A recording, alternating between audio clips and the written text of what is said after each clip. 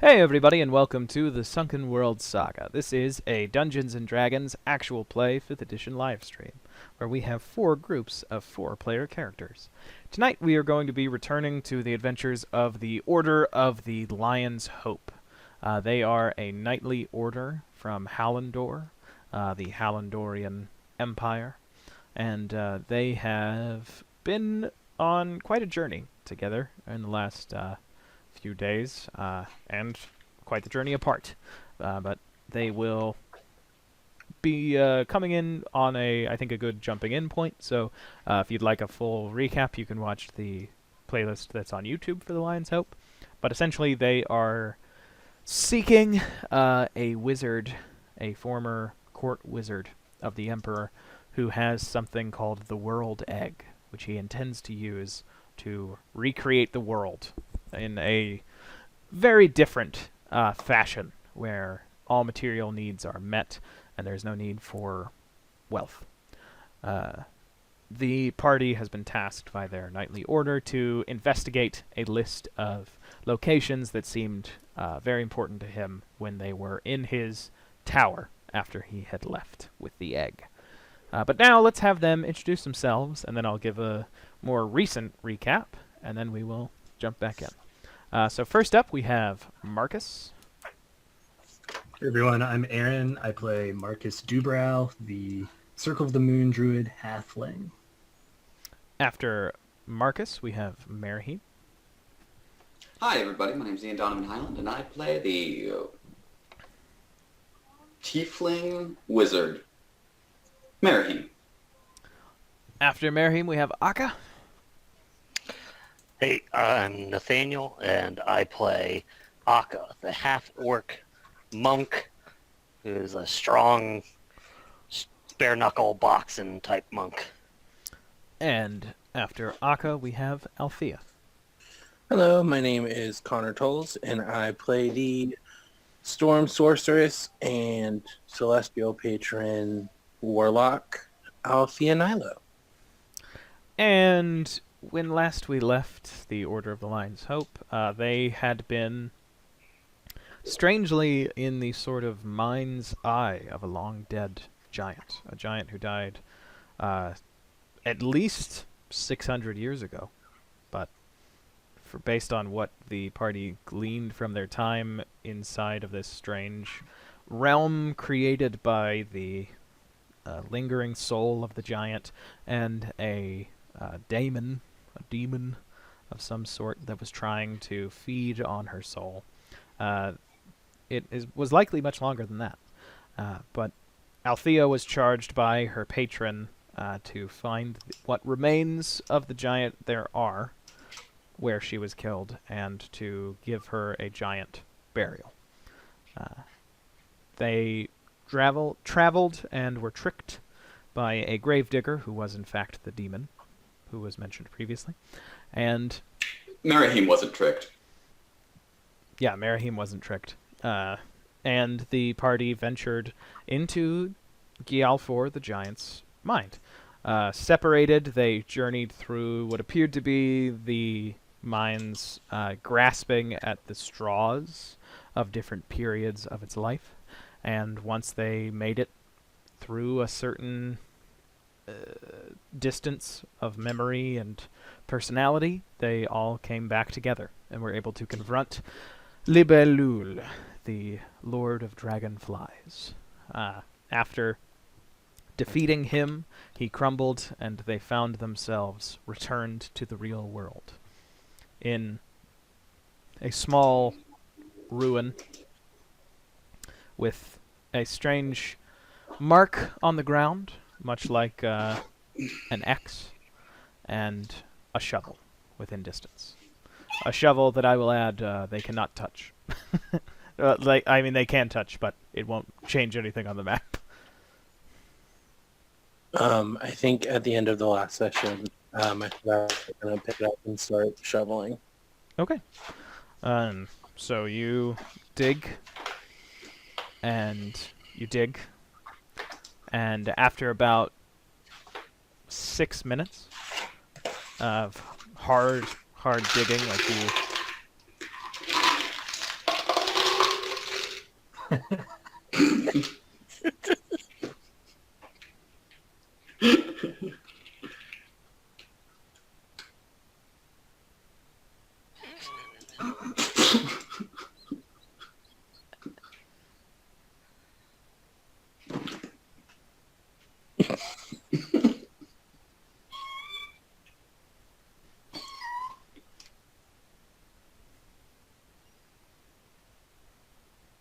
Okay, so you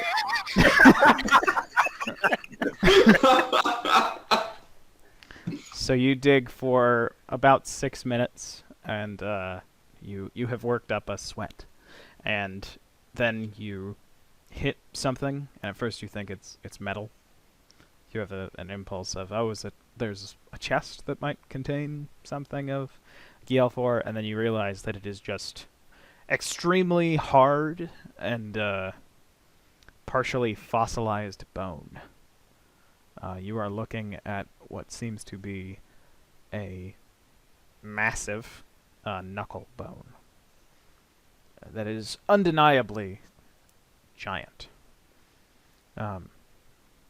Althea, you can see it, and you have moved enough dirt that you could perhaps lift it. Yeah. I'll pick it up. Okay. Upon picking it up, you are met once again with a vision that is familiar to you from the inside of the giant's mind, Gialfor's mind.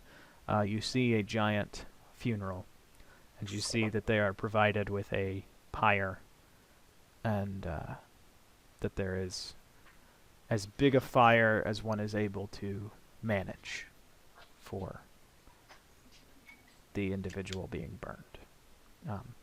And you also get the sense, maybe just as the soul is waiting to depart, that there is a spot not far from here that was precious to her in life. It'd be a short walk for you all to go, and then you feel confident that you could set up a pyre like a giant. Yeah. Just wordlessly, I'm just gonna head in that direction. Okay. Fellas, you going to? Yeah. Yeah, I'll follow. Okay. Yeah. Althea, do you need any help carrying that big giant bone you found? Oh, thank you, but no, I feel I need to do this on my own. Oh, all right. Well, if you need any help, Ak is really strong, so I'm sure he'd be willing. Yeah, I'd be weary about giving that bone to Marcus. One time he was carrying a bone and he turned into a wolf, and then he ran into the woods and was there for like 2 days hiding a bone. Yeah, but that was about the best game of fetch you ever had, wasn't it, Aka? Maybe you fetched it once and then ran away. Althea I just laugh. And I'm gonna gently put one hand on Aka's face and say thank you. You always know how to lighten the mood. I might need your help though. I need to make a pyre. A big one. Okay, let's see what lumber we can find, and I'm sure we could get one going. Yeah, and you find scattered about a group of a few boulders, one grouping of them that forms a semicircle. You find these old, gnarled trees that are, most of them looks like they're dead, and they just haven't yet fallen over. Wood would probably burn really good. Yeah, there's some older decaying trees here. They're real brittle, though. They'll catch real fast. And I just start yanking them out of the ground as best as I can. Okay. Althea, you can, give direction, you can help hands-on, but you know how the pyre's meant to be laid, and after not long working at it, the pyre is ready. Well, I'm gonna gently put the bone in the middle. Oh yeah, I guess I should walk up to it to do that. um, I am going to just go full. I stole many memories while I was in your head, and you're a kind soul. You didn't deserve what happened to you, and I'm sorry that your kindness and your gentleness were not rewarded to you in kind. Many people loved you, and though I didn't know you for long, I'd like to think I could see you as someone I love as well. I'm gonna step back. I don't have any fire stuff, but if I were to cast Sacred Flame, would that catch it on fire? Just use lightning. I mean, Sacred Flame would work if you decided to use it for that intended purpose. You would probably still need to have some type of fuel, some oil or something like that, which you likely have. I have oil. Would you mind just putting some oil on the fire for me? Can Well, you Marahim make cast? my muscles pop out every day. Can Marahim cast just a fire spell with the staff Do you have without like getting possessed? Do you have a fire spell? Oh, No.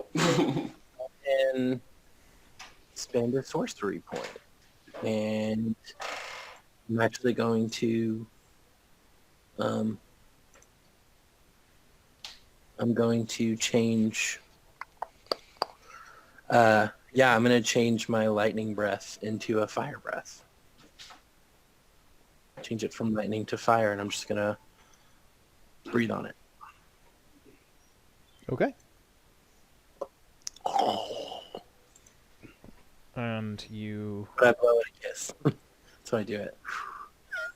witness a fire erupt, and it burns quickly, almost like it's been this particular fire has been waiting hundreds of years. And Althea, as the fire burns, you hear Desdemona's violin again, and it's playing softly, sadly, but in a sort of a celebration of mourning. It's a strange song. And the rest of you, looking into the fire, you hear a old Yornish song, sung in Giant, and you don't know the words. You don't really recognize the tune, but it does feel familiar. Feels like the favorite song of a friend. And then the fire slowly dies.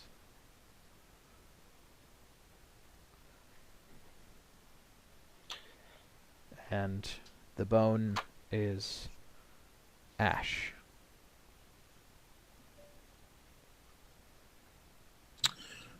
I remember there was something about like spreading their ashes, right? That was another part of their thing, right? Or am I I don't believe so. making that up? Okay. If you want to take ashes to be safe. Yeah, I am.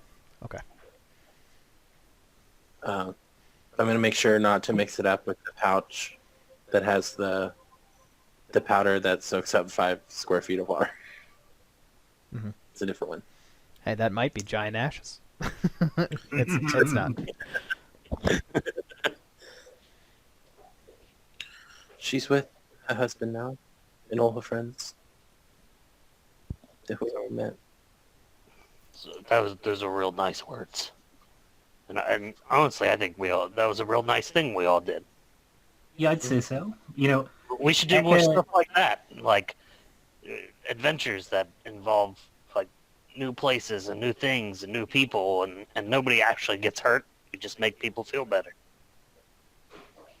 Yeah, and Althea, Eka, Uncle Merhum, and I are quite a bit older than you, so maybe you should start writing the words that you're going to say at our funerals now, because that was really beautiful, and I'd like you to say something that nice at mine, at least. Well, hopefully your funerals, if I can have anything to do with it, won't be anytime soon. So I have a lot of time to write those words out.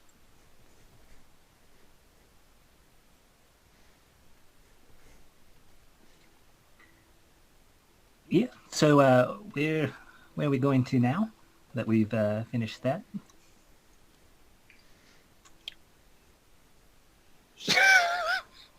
Sorry, I'm just depressed because you reminded us all of our mortality. Yeah, no, it's normal that we're going to die, and that's the thing that we have souls, so it's actually not that bad that we die because we go back to the all and come back as something new, something fun. That's why I think I was so upset earlier about those people and how they were killing those people without souls because they don't get to come back.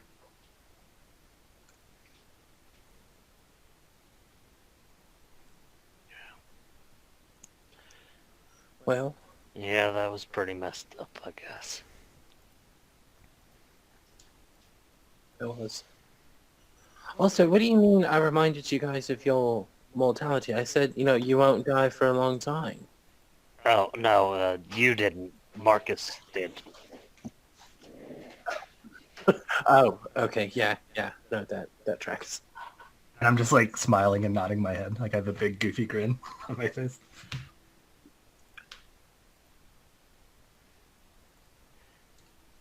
So, Well, I'm a bit tired after all that mind wandering that we just did. I was stuck in an endless ocean for a little bit of time there, and it really takes it out of you to bake in the sun for that long. So maybe we should find a nice place to rest.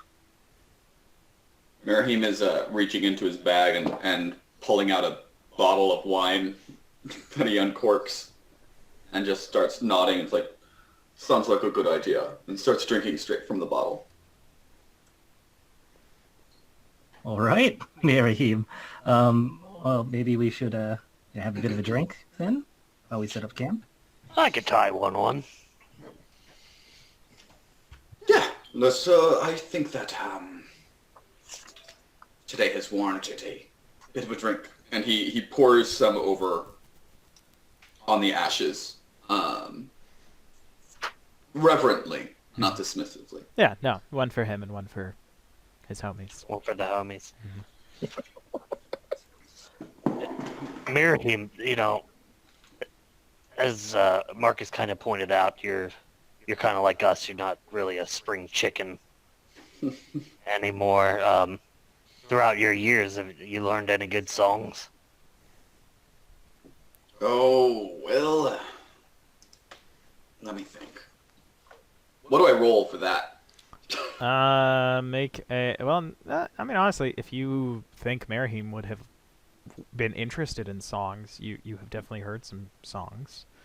I mean, you could maybe. How about this? Roll an insight check to see if the songs that would come to Merahim's mind would be ones that Akka would like. 8. Uncle Martin, sing that one you used to sing to me when I was a baby. Oh, Maria.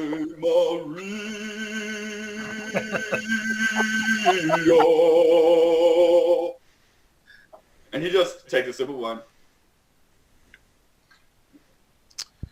Oh, Maria.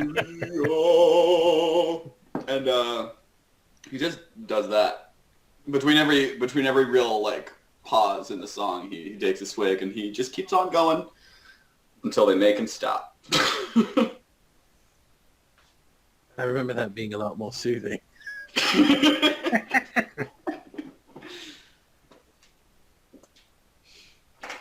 Was that more what you were looking for? What do you want, a shanty? Well, I mean, that was pretty amazing.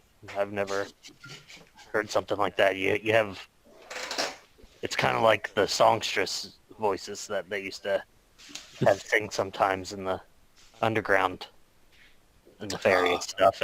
But a masculine. Obviously, you have a deeper voice.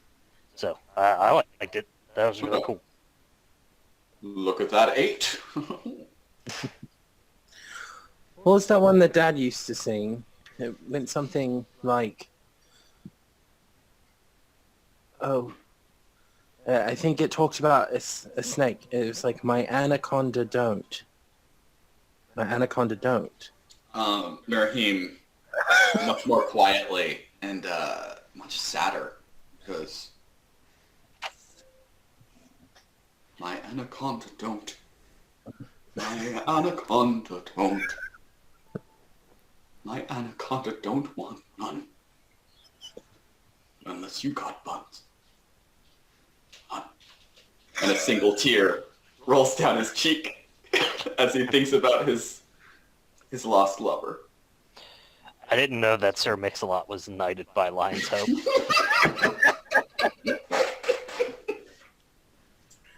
Yeah, my mom and dad took the training position from him when he retired. Sir Mix-a-Lot was a brave man. It's an elvish name. He Mix high a lot. I also died terribly, torn apart by fire elementals. And kidney disease. It was another night. That was the weird part. He was very healthy, but just kept getting kidney stones. He was always worried that he was going to be the next target of another knight. Suge Knight. Yeah, he was also my uncle. Uncle Simic.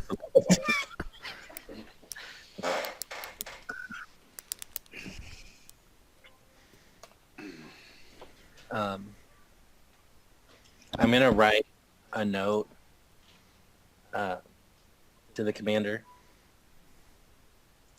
detailing everything that went down and the progression of there being Naya's husband's body being under that mountain as like an undead / slightly sleeping god. Okay. And send it with Pipsqueak.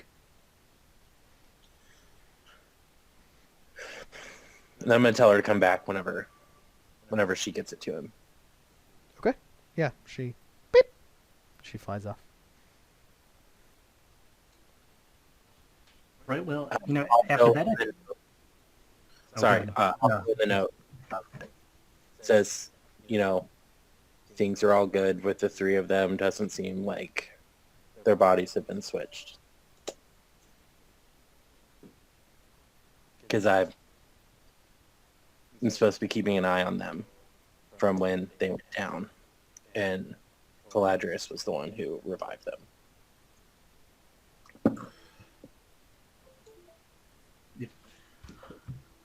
You're right. Well, I think I'm going to hit the sack here, but I do feel a little bit stronger after that experience. So wherever we do decide to go tomorrow, I think that maybe we could, I have this new idea for a spell where we can walk through a tree to another tree I know, or we could turn into clouds and fly to our destination. So, Merahim, I think, if you don't have too much of a headache tomorrow, maybe you could decide where we head to next. And, Oh, it's just a half a bottle. all right. Well, anyways, we can do that. But I need to know which one we want to do before I go to bed here. If we want to become clouds or go through trees. So, what are we thinking? Trees or clouds? Well, strictly speaking, we should get back on our mission to finding where Galadrius is and investigating these locations. So, and Merahim looks through and says, "You said that you have to have known the tree." Yeah, I mean, I know plenty of trees. There's some great trees in Hallandor, but I can't just. It's a bit rude to go through a tree you haven't met. Well, fair enough. Have you been to what's the forest's name again? And he looks over at the note. It is, says the note. The name of the forest, says the note, is the Githiat Forest. Have you ever been to the Githiat Forest? And that's what. So Ben, we were talking about like rolling to see. Yep. Do you want to roll low so- or high? I'll go high. Okay. So you, if you don't mind, can you roll a D100 for me, please? I can. 90. Okay. Nice. You have been to the very edge of the Githiat Forest. Yeah, I've been to the edge of the Githiat Forest, but I do have to warn you there, Mirahim. It's not the nicest place to go. I'm not one to shirk at going to new places, but some of the wood elves there are a bit, bit prickly, I guess you could say. Are they just defensive of their forest? Like, The Githiat Forest is in Dicero, is that correct? Dasaro, yeah. Okay. So I know I'm half elf, but like, what kind of elf am I half elf? That's your choice. I don't know. I feel like it's say a wood elf now. Be. That's why I was asking you. Do you know what? I don't remember if you've told me I don't know before. if we never said it, but You could roll I know. for it. yeah. How much? There's wood, high. What? Night? No, there's Or just Garkov? there's just Aren't there, like, high and wood, four- and then I mean there are drow in this setting, but your mom wouldn't have been a drow. Yeah. I don't look drow. All right. So if there's just two, I mean, you could always just say that you're half drowned, just Rachel Dolezal it. Oh. He's on Cameo now, by the way. If anybody needs Anybody's got $10. anybody needs a gift for a loved one. I think we just found a celebrity to endorse the Sunken The World Sunken World Saga. I'm gonna roll a d6. 1 through 3, it's wood. 4 through 6, it's high. Yeah, sure. Wood. Nice. All right. I'm half wood elf. I don't know if that'll help us at all. Ben, can I do a a history check to see what I know about Can I do a history check as well? Yeah, you can. Oh, well. All right. So I actually did my master's thesis on the elves. yeah, Marahim, you feel like you know some of this, but when you look in Akka's eyes while Marcus explains what he explains, you realize Akka knows almost as much about the Githiad Forest as you do. Yeah. My respect for Akka grows through just the favorite knowledge that nodding that he clearly knows what Marcus is talking. He's nodding at all the right spots. You know what I mean? There was a period of time where every time Marcus got drunk, he would talk about his research. Yeah, I was gonna say. You know how many times he read his dissertation to me? Okay, so the Githiat Forest is essentially it is they pay tribute to the king of Dasuro, but that is basically it. They are not actually subject to the laws of Dasuro. They're kind of like a client kingdom within Dasuro. And there is this sort of common romantic conception that inside they live this life of luxury and are harmonious with nature, but no one, not even wood elves born outside of the Githiat Forest, have ever returned from venturing very far in. The furthest any individual has gone is about 2 miles in. And then you've read extensively about this guy's research, Marcus. 3 arrows thudded into a tree next to him, and he turned around and slowly walked out, and nothing else happened to him. The reason that you had enough to go on is a few elves have left the forest. And they have essentially explained how there are plants at the heart of it that are extinct everywhere else. That there is a rare type of rose that's petals turn to glass in winter. That is a prized item in all the world, because there used to be record of it in all types of places, and now that is the only known location where people are still claiming it's from. They also do have some connection to spirits, based on what these elves have mentioned, and that is why whenever armies of Docero, or when Docero was a part of the Hallandor Empire, the Legion marched on the forest, they were always turned back by things that seemed more supernatural than natural.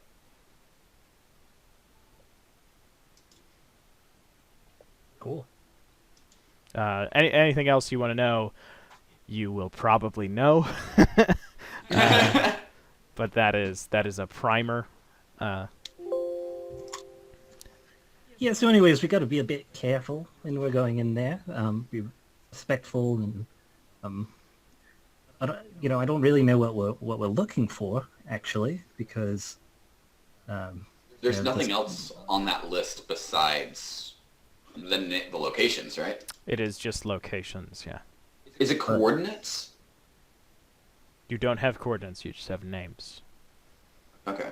I could ask around some of the the local furry fellas and trees and see what they know. Well, yeah, you also said that you could make us all into puffs of air, right? Like, couldn't we just float around as air and find what we're looking for, and not? I do think that might be the best solution. We won't be in the way of any of the elves then. Yeah, it's a bit far though, so it might be more than one day of being clouds, if that's what we want to do. Which it might be best if it's going to take us multiple days to get there. Regardless, it's probably best to teleport there, or at least to a nearby town outside of the forest, and do a little investigating there, and then turn into clouds the next day. I think that's a good idea then. And Ben, would I imagine there's some sort of town that's nearby, maybe a couple days away or a day away or something? Yes. Hold on, let me pull it up.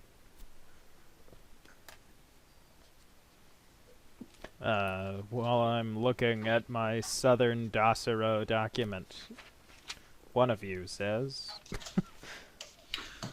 Look, I've been looking things over, and maybe this isn't the best time to do it, but I think that we might need to have a little bit of a... What's the word that they use back in training? A powwow? No, that's offensive. Like a...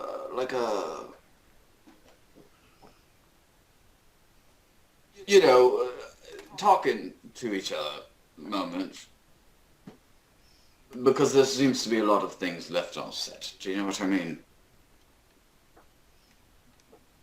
And he looks just straight at Althea, like boring into her eyes. I just stare back. Then say it. He's still staring. We're not murderers. And while we're all a family, we can't let ourselves be blinded to the reality that our actions do have consequences. And not everyone that we fight is unforgivable. Even the ones that are. There are people out there that will look at us because we're fighting them and think there's no humanity in us. That we don't understand them, that we are worth killing simply for being their foe. And while I might not understand everyone here, and he looks directly at Akka when he says that, I do care about you all. And I don't want to lose anyone because someone else thinks that we're not worth sparing. And I think that it's important that we see the humanity, it's a little specific, that we see the personhood in everyone. Rather than let ourselves be blinded by the same thing that so many are in this dangerous world.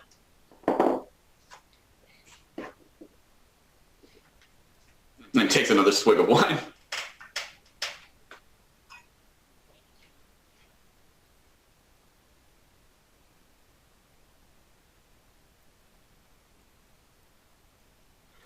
Right. Yeah, I can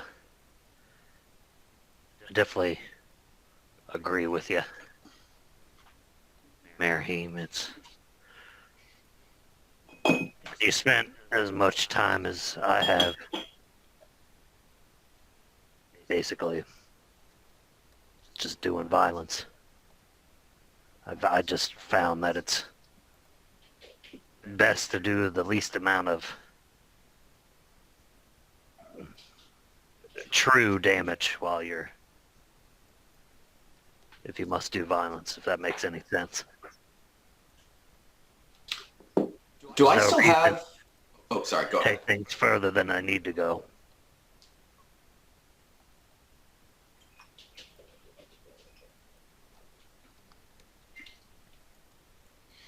Ben, do I still have my sword?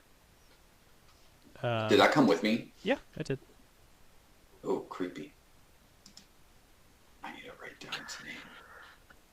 Oh, if we need to send any word to headquarters, I think we might could use this little thing. And I pull out the boat that I got from the giant's memory that we were adventuring in. Oh, You got a boat? It's a little... It's like, looks like a boat, but it's like a model. But you can say a short message in it, and if you know who you want to receive it, it'll fly off and magically arrive to them and tell them the message. And it will... It's like a magical message in a bottle. I love that, Ben. That's so good. and it will reach anyone... it will reach anyone regardless of any effects that are, like, on their mind. That sounds like something we should hold on to for when we try to get in touch with someone who doesn't want to get in touch with.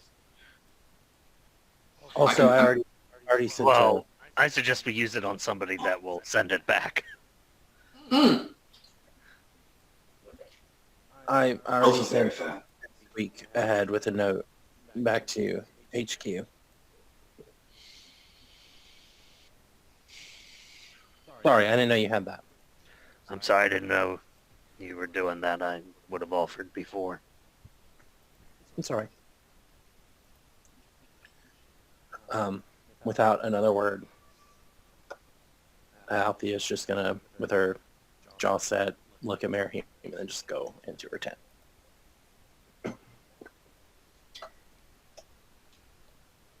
He takes a swig of wine and turns over to Akka and Marcus and says, "Do either of you know any of his songs?" Well, yeah, Eka knows all sorts of songs. Remember that one he sang back at the tavern? Yeah, I've heard a lot of songs. But let's hear some. You don't actually have to sing. Just thought that would be a nice way to end. Let's do this. All right, nice and low. I just want to fly. Well, as long as there is whiskey in the world. As long as there is heartache. As long as there's girls. All right. Once again, I have been prevented from doing a weird impulse that I have of making a bard who sings just the one McFly song that I know, because I think it would be funny. All right. And you all go to sleep and have a long rest. I'm actually waiting for everything to quiet down. All right. So that you can And sing. then I'm going to go into... yeah. No, now I'm going to go to Baraheen's tent. Uncle Mary, One- what are you doing? No! In fairness, Marahim ain't doing shit. She's coming to his tent. And he's... That's not the joke that he was making. Sure. But I was making sure everyone else had gone To to be bed fair, first. he is her step uncle. It says that very clearly in the intro. I walk in and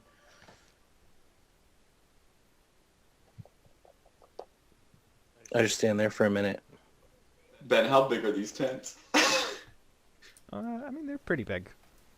Okay. I was picturing, like, single-person sleepers. I was like, you don't walk in, you crawl into my tent. Alright. He looks up. Yes?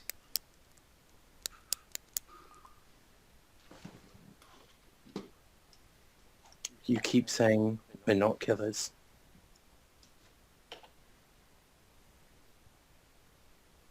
And you're right. The three of you aren't. But you know that I am. You know that's all they've ever wanted me to be. It's all they've ever trained me for. Get in, do the job. Get out. Get in, get the information. If I'm found out, kill him, get out. It's all it's ever been trained and instilled in me are those.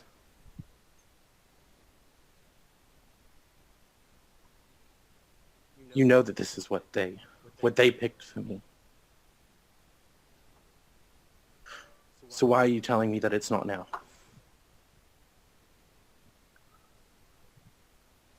Why didn't you tell me before? Why didn't you stop it from happening then?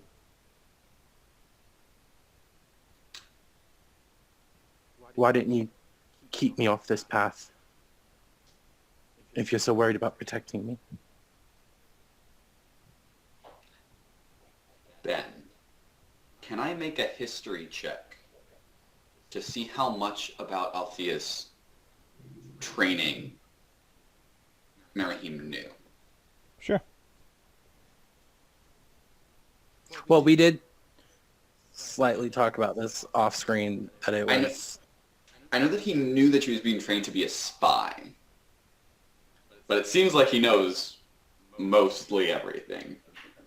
Okay, so yeah, what you know basically is that the commander before Norik, when Althea's father was killed by the spy master of Dasiro, when Althea was understandably hurt about that, he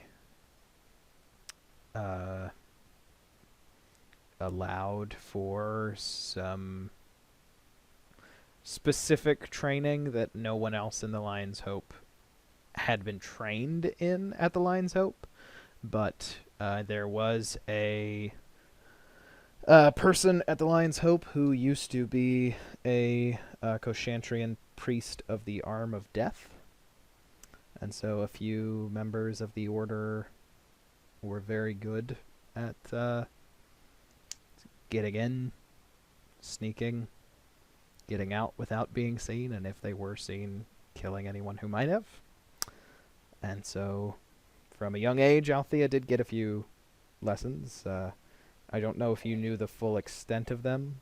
With a 23, I think you knew that it was not the same type of information gathering that her parents did.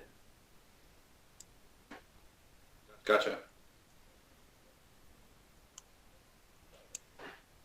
And Merahim he sits there for a second, and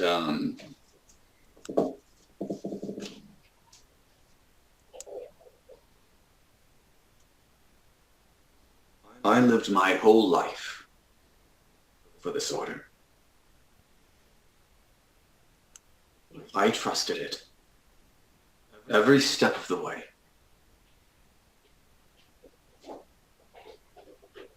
Even when it cost me my best friend. Even when it cost me my arm. I trusted it to do the right thing.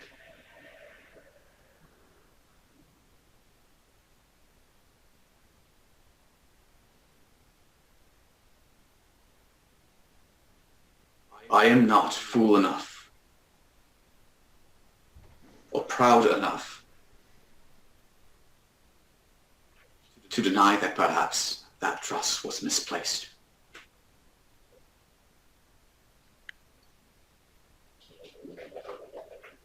And I am sorry that I did not intercede when any form of suspicion entered my mind about what they were training me for. That was my failure.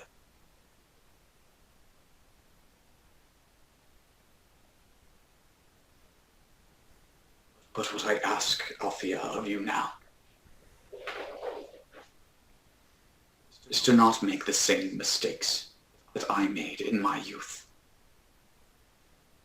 Don't let yourself be defined by who you fight for,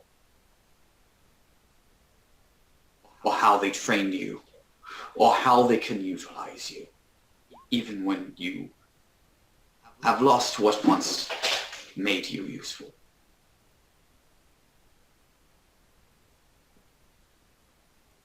Why do you fight? What does this world mean to you? And I can only hope that you will not let them make you a tool to be their disposed weapon, as they have made so many of us in the past.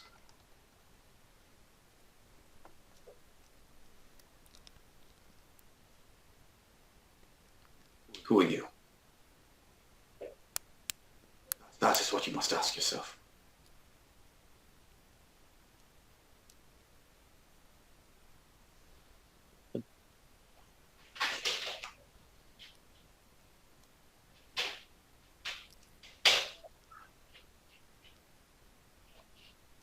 By the way, the insight check was, I was trying to see if when you said my best friend, were you saying, like, were you hesitating saying best friend because you didn't want to say your lover? But I don't know if that 12 is high enough. So. That's a Ben call, not a me call. I mean, so what was Merahim's motivation? And if it was that, then he can make a deception check. I mean, that was it, yeah. Like, spot on. I'll make a deception check. Okay. Yep. Well, no, I was trying to determine if that's what he was doing. Okay, so you can't tell. I To you, know it just I already know that they're right. lovers. So I'm okay, but just the deception check was if you can discern it, and you can't. Okay. It probably is, but you can't tell definitively. You feel like you are almost like, yeah, that's it, but you're not quite sure. Okay. Thing is, I know who I am, and I know that I am here fighting because it started because I wanted to follow in their footsteps. It started because I wanted to do the work, the good work that they were doing, that they told me that the hope was full. They said it was... So we were supposed to protect those who can't protect themselves, to protect those who are falling to prey to weaker creatures, or to stronger creatures.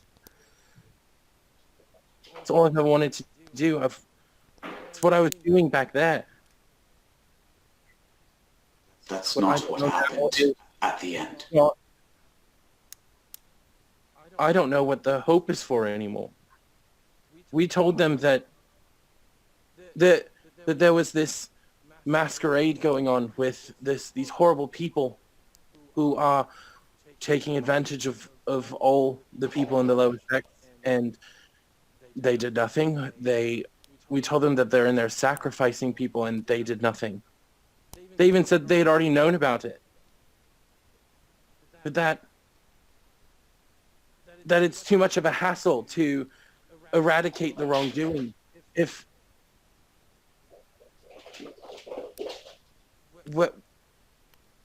What does that mean? Does that mean that the whole hope is a sham? Does that mean that the hope is nothing? Does that mean that all the things that they've had me do were also nothing?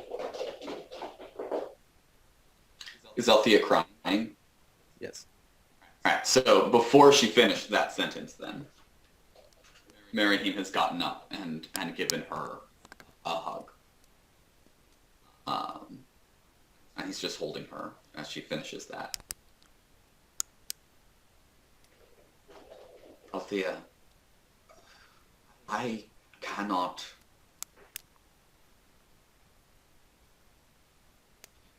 Don't count this world.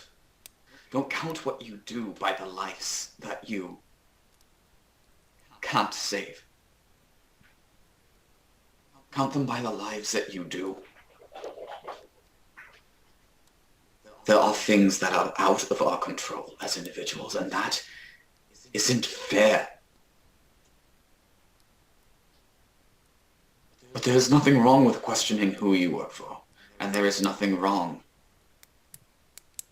with doubting why you take these actions.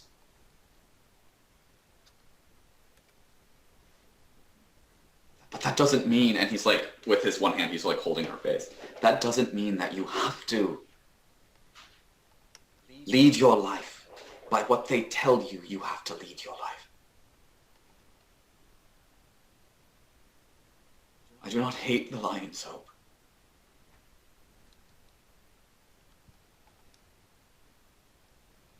But we cannot let ourselves be blind to its flaws.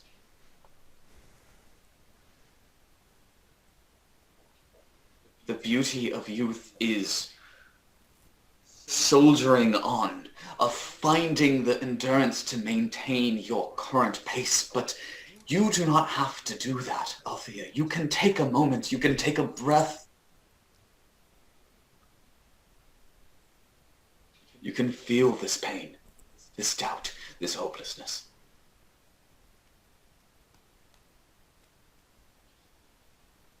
It is all right. The hate for a while. To wish that there was more that you could do.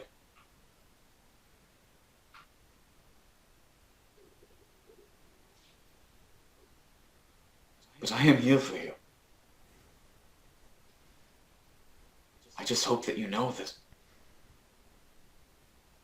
whatever they told you and taught you, you don't have to be merciless. You don't have to end up more like our foes. Just because it makes them easier to fight.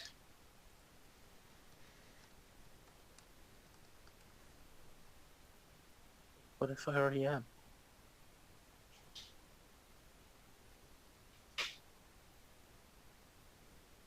Do you What want if to be that way? And he looks at... I'm going to make an insight check.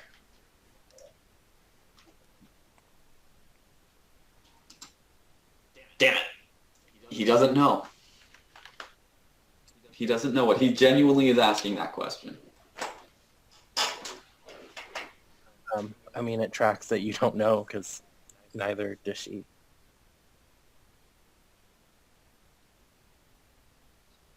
I mean, I don't know. I mean, on the one hand, no, I don't want to be the thing that people need protecting from, but at the same time, what if that's the only way to be able to do the protecting?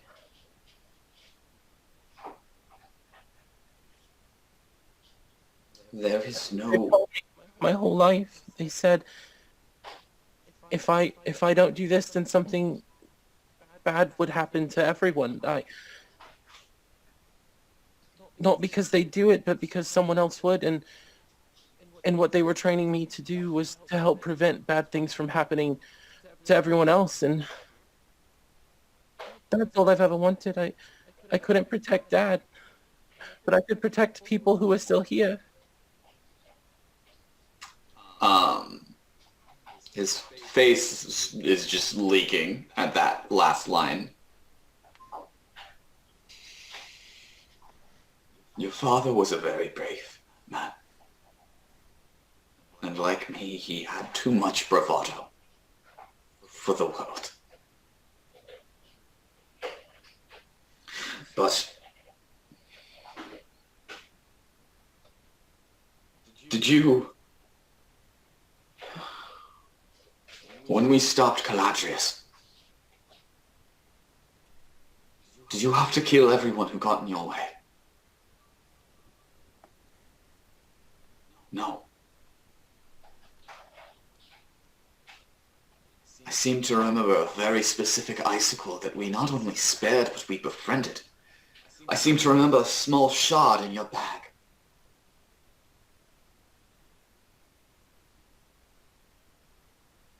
Sometimes we must kill. That is where Akka and I might differ. But I've seen in you that you know when you can choose not to.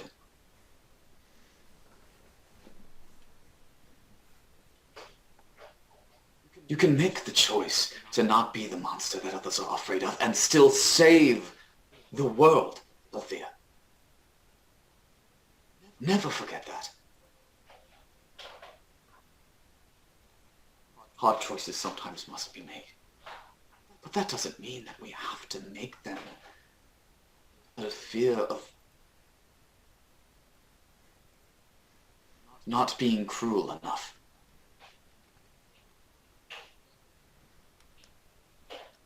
The only time that your decision, the only time that you become what you have been made to become, is when you choose to be that thing.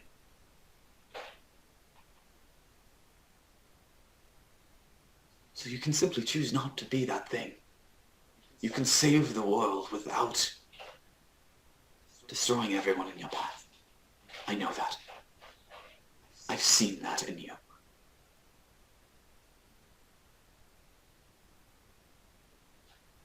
I promise you. And I'll support you in that. If you'll trust me enough to be there. I do. And he just gives her a hug and holds her for however long as they need. Marcus and Akka, you get pleasant sleep. You get pleasant dreams. Nathaniel, how dare you? Yeah, Daniel. You all have a dream that the two of you get into an argument, and it's about philosophy. But your all's argument is about ale or mead. Which one's better? As I walked out of the tent, though, I stopped at the opening, and I hold it open for a second, and I look back. I couldn't tell if you said, best friend, because you were trying to protect me and all, but I know how you feel, so if you ever want to talk, I'm here. And I love you. And I'm just gonna walk out, because that's awkward. And head back to my tent. Okay. So you all get a long rest. Quick question: did the effect that evil Jim Florentine, the king of dragonflies or whatever, did he put a thing where I had disadvantage on every other attack roll? Oh, Is that that's gone? that's after gone. the Yeah. rest? I'm gonna be right back. Yeah. Are you all cool with a 5-minute break? No. Yeah, it's good. Yeah, awesome.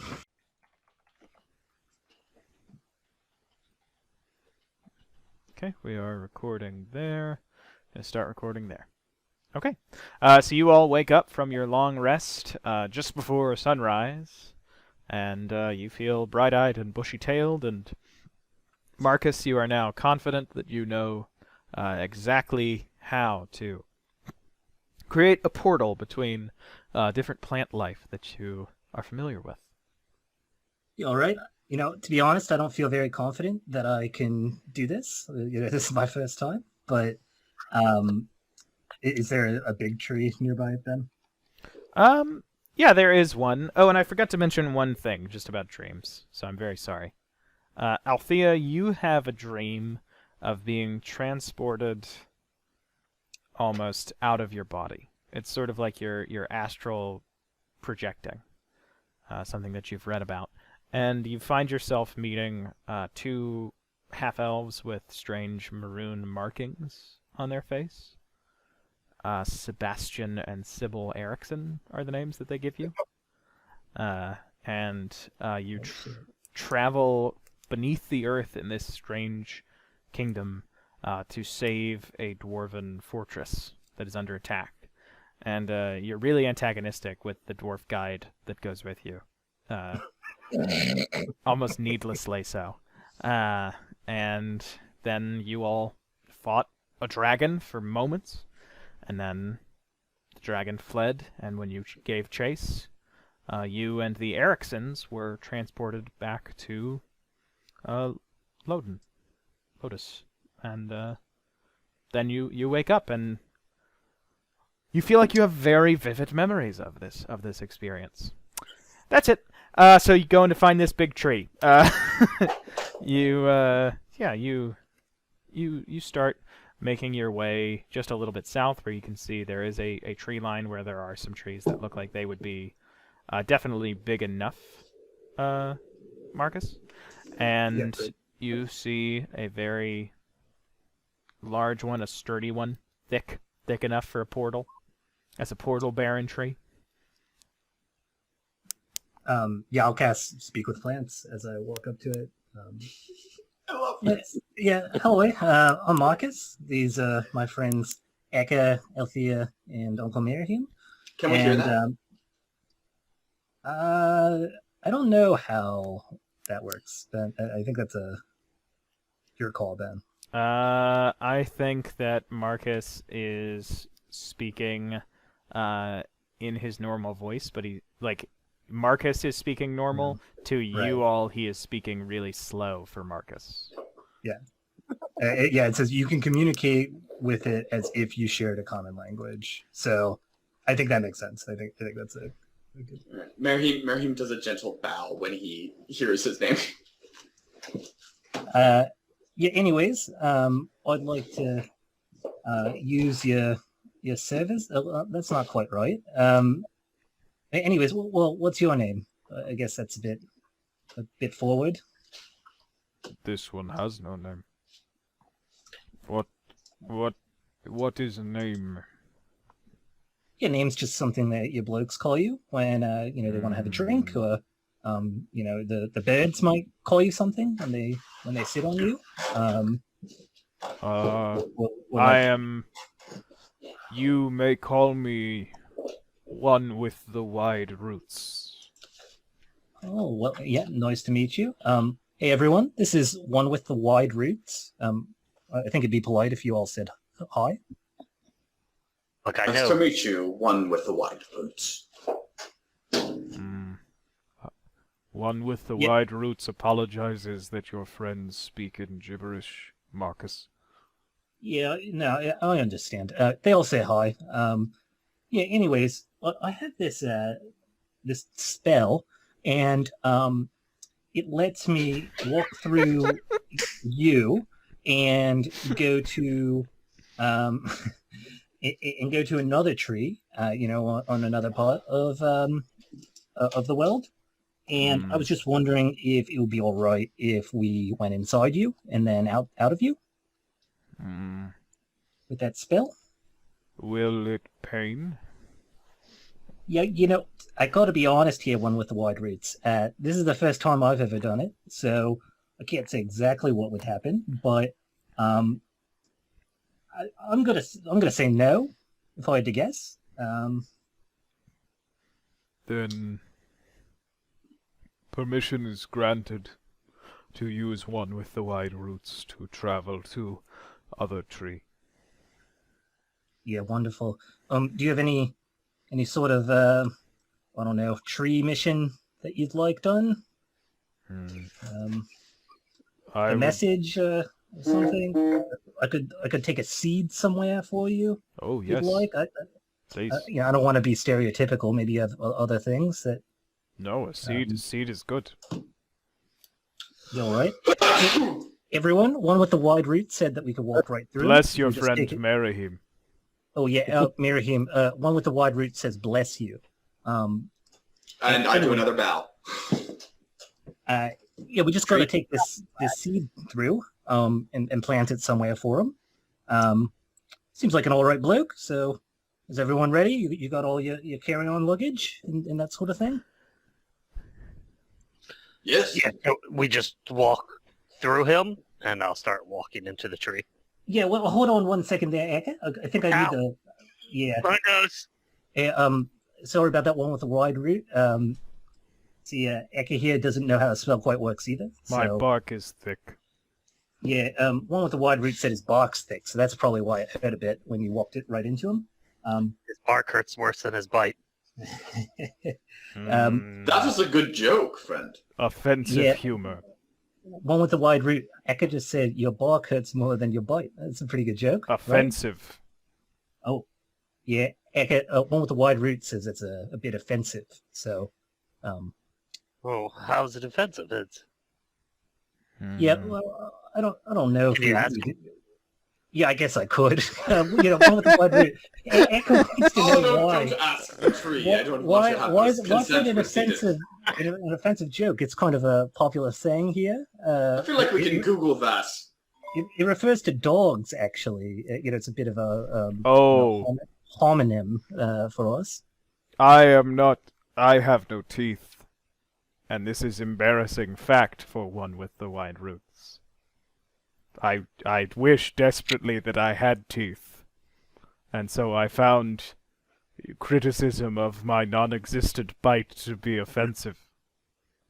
Oh, yeah, all right. So it's a bit more personal than it is Personally offensive. like a racial thing. Yeah, all right. Hey, Eka, it's just more personally offensive. It's not really a racial thing. He just wishes that he had teeth.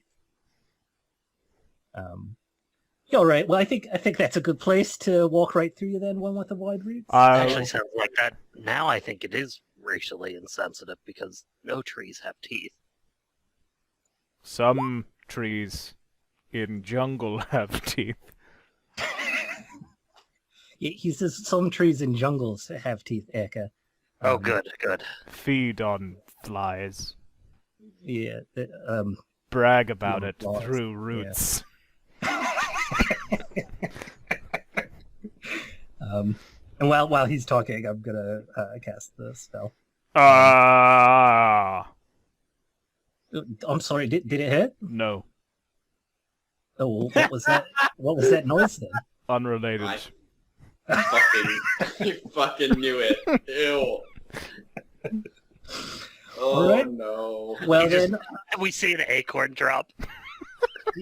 Oh yeah, this is quite convenient. You said you wanted to take this seed through. So Oh, I'm gonna take this seed and going through. All right, everybody. I think single file through one with the wide roots, and we'll just hop onto the other side. This other tree I know, and I'll be the last one through. Yeah, Merahim goes through. All right. So what the portal actually looks like is it looks like basically just his bark expands. Like it looks almost like it snaps, but you can see that it doesn't. It's just kind of growing apart at one point. And you are basically looking into, in like cartoons, how squirrels like go into a hole in a tree and then they have like a house in it. It's like looking into this small space for a second and you see like a small Dasuro village, but then this hole just expands really quickly into this thin archway, and you are able to So what you're pass saying is it's not like a 90s also cartoon where we're like kind of shredding on the internet? Yeah, Like it's not like us shredding on roots? it's not a portal.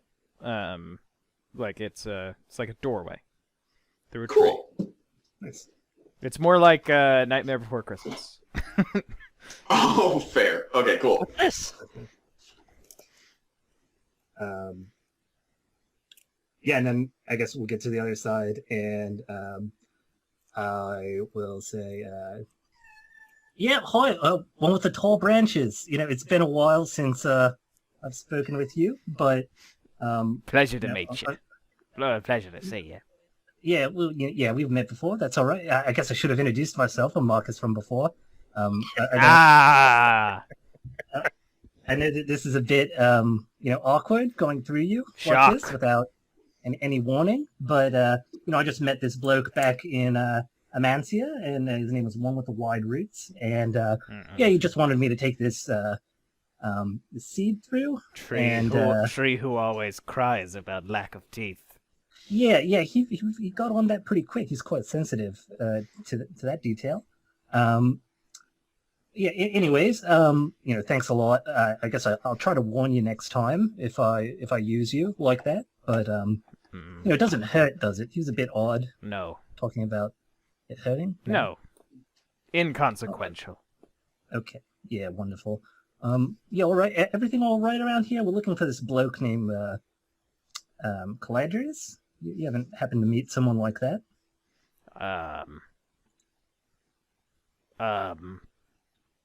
Is Caladrius half elven woman, gray hair, blue tattoos on face? Yeah. No. That's my friend Althea. I didn't introduce any of my friends. Is Caladrius half orc, ring of hair, and many tattoos and bruises? Yeah, no, that's my friend Eka. I see where I went wrong here. Third question, if you mhm. don't mind. Is Please. Caladrius tiefling man? Horns like deer? Yeah, no, it's Uncle Merahim there. I am out Yeah. of ideas for you, one called Marcus. I see. I seem like I've I lost my manners. Actually, these are all my friends, and I'm sorry that I didn't introduce them when we went through. But yeah. Anyway, it's great to see you again. One with the tall branches. We're just gonna be on our way here to the town. Plant this seed. Is there anything that you need us to do while we're around here? Any seeds that need planted? Oh yes, spread seeds. Yeah, wonderful. All right. Off we go then. Nice to see you again. Hmm. Yeah, and then we'll start towards Marahim bows. Kalensi. I rolled a history check to see if Marcus's last name is from before. No, you know it. It's on official records that you saw when you were doing the the expenses for the recruiting class in Marcus and Aka's year. His name is Marcus Dubrow. Or I guess it's Dubrow is how it's pronounced. Sorry about that.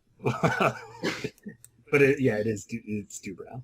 Oh, is it? With a 27, do I know anything embarrassing about his family? I mean, I don't know how embarrassing you, a plebeian, find the fact that his family is plebeian class. I don't find that embarrassing. I find that commendable. Yeah, there's nothing out of the ordinary with my family. So. Yeah, no, look, one academic to another. Respect. It's hard to become an academic without the money and resources. You know, that's not easy. Yeah. Okay, there. I'm done. I'm done being stupid. Sorry. You want to hear something funny? Before we started these campaigns, Aaron almost changed the last name of Marcus because he was afraid it sounded too much like Dude Bro. No, sorry. I thought from the beginning of the stream that it was Dubrow, but then every time that you have said it, like in the beginning of streams, I have heard it as you saying Dubro. Yeah. And so, like, I don't know. I just had a moment of crisis. Okay, good. It's the way that I thought it was, which is Dubrow. Yeah, I just can't speak. Dubrow. That's the problem. Okay. Well, now I know, and knowing is half of the battle. But you see Colensi, which is where, as a young man, a more rambunctious young Marcus, you actually spent a few months here while you were doing research on the nearby but not so close that it is dangerous Githiat Forest. So he has like friends here, doesn't he?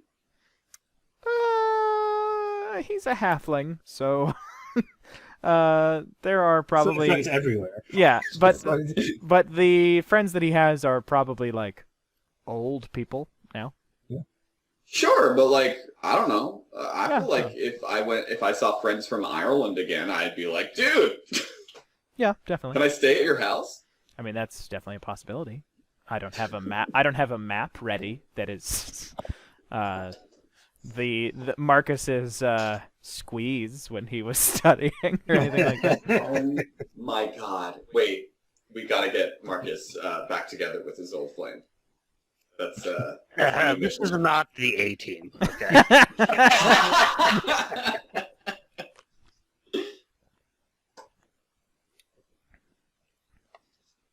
So we continue towards the town. Okay. Upon entering the low walls, the walls are they're 1.5 Akka. They're pretty high for a town this size. You can see the two temples to both of the official gods of Dasiro. And you can see that there are low artisan houses with the nice tiled roofs that come to a sort of high arch. That was very popular about 100 years ago in Dasiro. And you do see buildings that become familiar to you, Marcus, including probably the most familiar one to you, the local tavern. This is the library. I spent all my time here studying. As well as the actual library next to it. I spent a lot of time drinking there. It's basically a shack. It's very small. Not many people here in the time that you spent here knew how to read.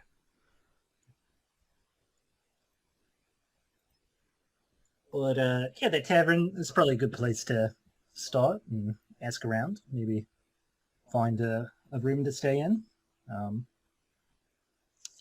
Don't know how many of my old blokes around here are still around.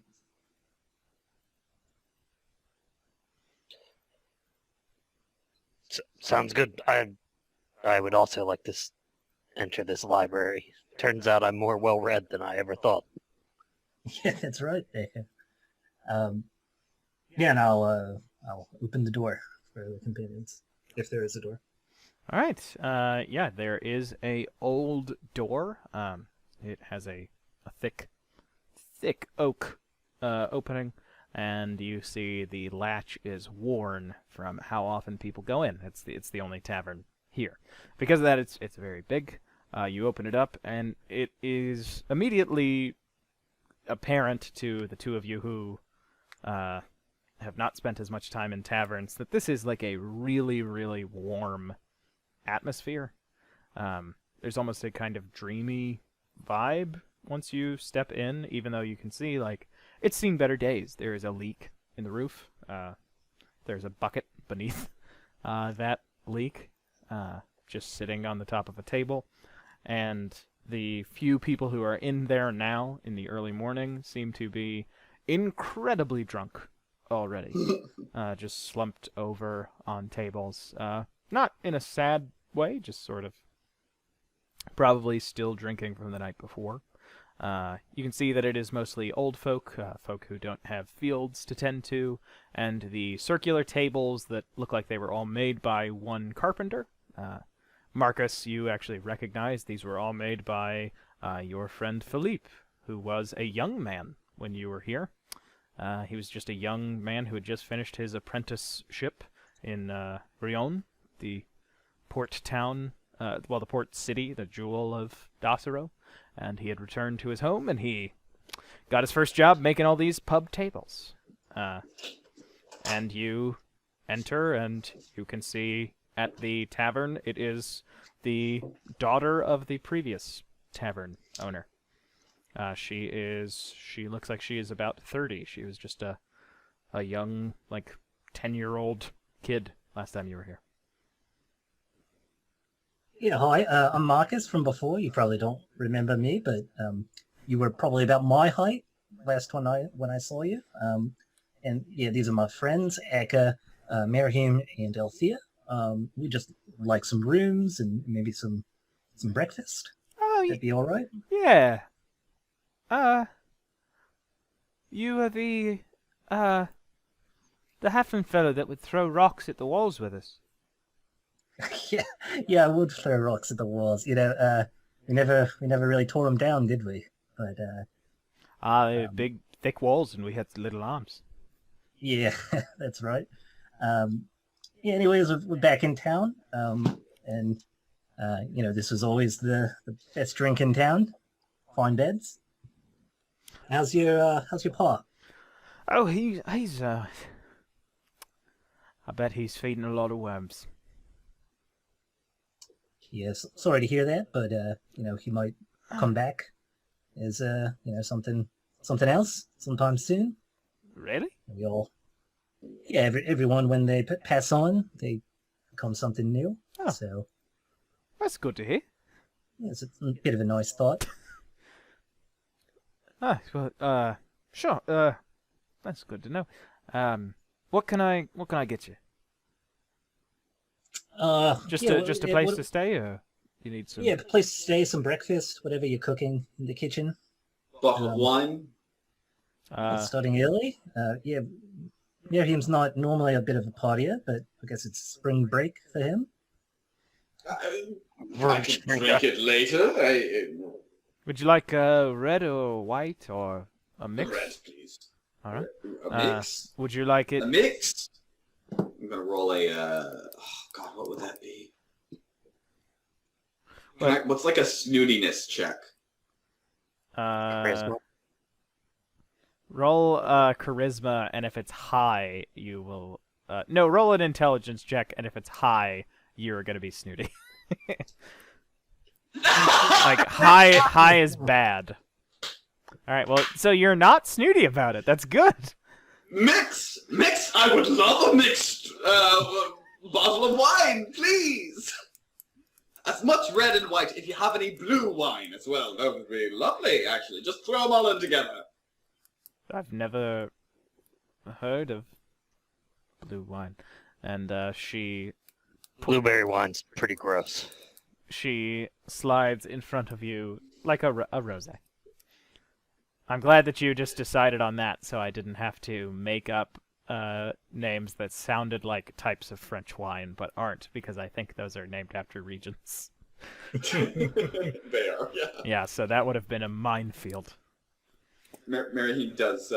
He's so enthusiastic, apparently, about the idea of a mixed wine that he just starts drinking it just out of curiosity. Terry Pratchett went to his grave with people asking him if there was a town named Rottweiler in Discworld.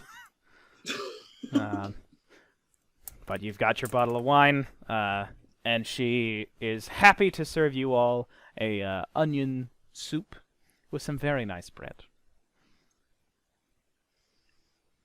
Yeah, thanks for that. We're in the area because we're a bit interested in the Gilthiat Forest. Why? And and that actually leads into my second question. We're looking for this bloke named Caladrius.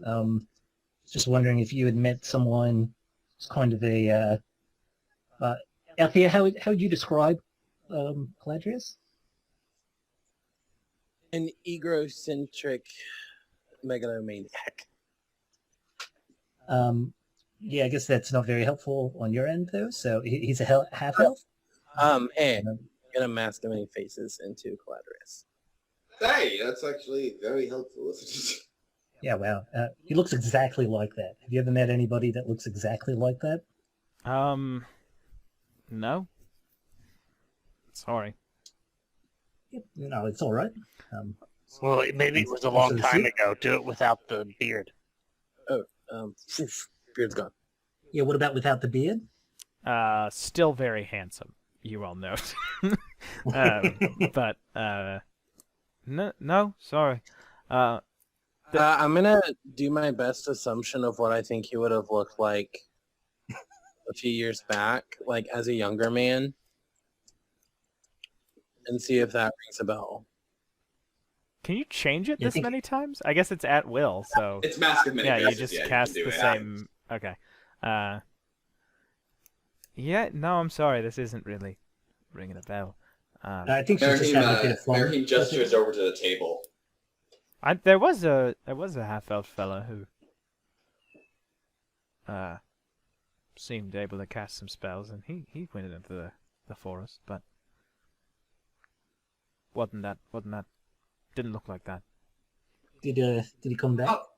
How long ago was that? 3 days ago. Merheem looks over at the others. It's oddly recent, isn't it? Yeah, I'd say so. Thank you. Why don't we adjourn to our table? And he picks up his bottle of rosé and his plate of food and gestures over to the table. Can you tell us a little more about that man? His name at all? No, he didn't give us a name. He was It's awfully rude. Also going to... he was a bit rude. Question. Do you mind if I can also...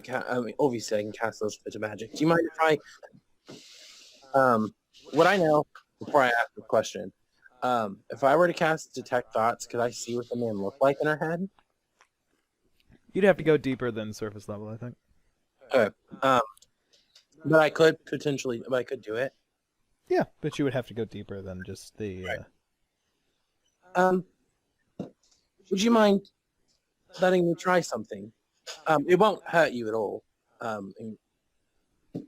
My friend over here has been casting spells, and he says that reassures people.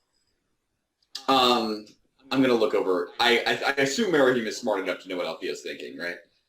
So I'm gonna look over at her and be like, "Are you going to see if you can find his face in her mind?" Yes. Can I give just an arcanic explanation of what that would be like to the barmaid? To convince her? That is. Sure. Go ahead and roll. Does she find me attractive? Yeah, she does. I'm gonna roll. Is that Arcana? Can I roll Arcana because I'm kind of like explaining the Yeah, sure.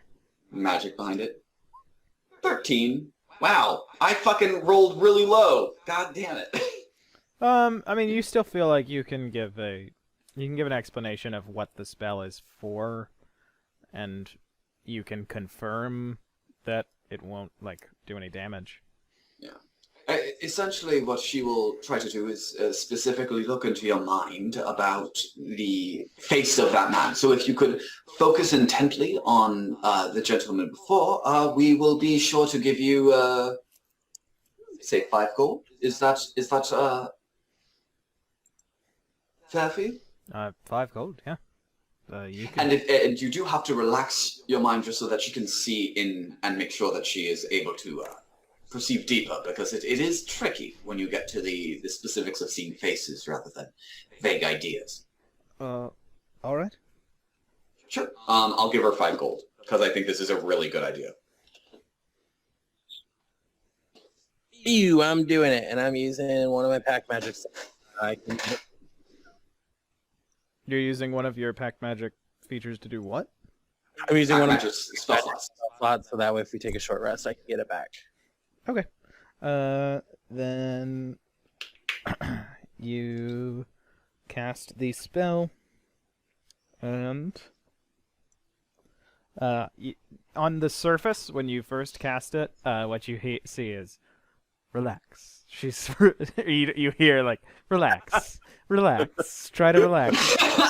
Don't think about anything. Don't think about anything. Don't think about your neighbor's affair. Just let it go. Don't think about your neighbor's affair. But then deeper in, you can see sort of there's like a feeling of general discomfort, and then you see a noble. Well, you probably don't recognize it. You would need to make a history check, but you can see there is a standard, a sigil. It's like a shield, a chevron, and you can see it is this sort of. There's a diagonal slash that divides 2 colors. The upper right slash is this deep violet, and then the lower left half is black. And on the center of this shield that bears this standard, you see there is a fox head. And that is the first thing that flashes. You get the sense of discomfort from her at that symbol, and then I guess sort of like subservient stream of thoughts following that discomfort immediately. And then you see this tall, lanky man. He's half-elves age a little slower once they reach maturity, but he only looks a few years older than you. He wears very, very fine robes, even though when this woman would have seen him, he would have been traveling. It looks like he is about to attend a ball. Nice surcoat beneath, in the same violet color as that symbol that he wore, with a bunch of silver bossing and buttons. He has floppy red hair. He has sort of sharp but short features in a way that is appealing, but also makes him look a little bit ethereal, a little bit distant, just from looking at him. And he has very, very large ears, like longer than you have as a half-elf. Yeah, he has these bluish gray eyes, and good looking dude. You feel like you can remember him pretty well.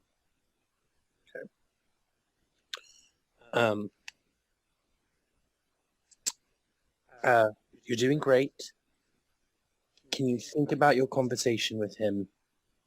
And I want to see if I can hear anything that he said that might stand out. Do I get more gold for that? Yeah, I'll give you more gold. I was gonna see if she found me attractive, and I was gonna say, you'd be doing us a great help. Well, So try to persuade her to do it for the same amount. I'll take the gold. You can make a persuasion check with advantage. She's still gonna want more than the 5 gold, but you can lower that amount. All right. 22.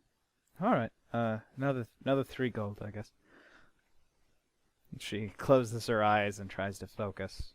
And you really just get like sort of scraps. It seems like she was not the person he was talking to the most. It seems like she was actually just sort of there for his conversation with another person who was with him. And you do get gaps, but you understand the gist of it. Is he mentions trying to outpace the heron is one of the things that he says. And he also mentions the only way we'll come out on top. Wheel or will? Like W-E-L-L or W-I? We will. Okay. And he also mentions a name that he says with some degree of loyalty. Let me just make sure that I have the right one of the 2 names that it would be for him. I'm sorry, I should have had him down, but as you all are aware, I didn't know that you all would be coming to Dasara.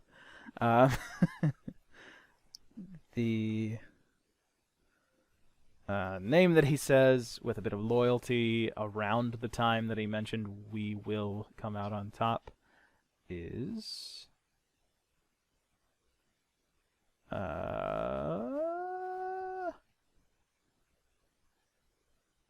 It's an odd name for a person.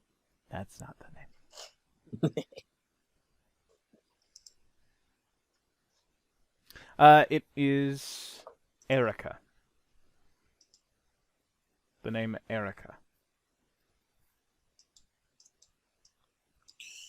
This person that he was talking to, was it someone, it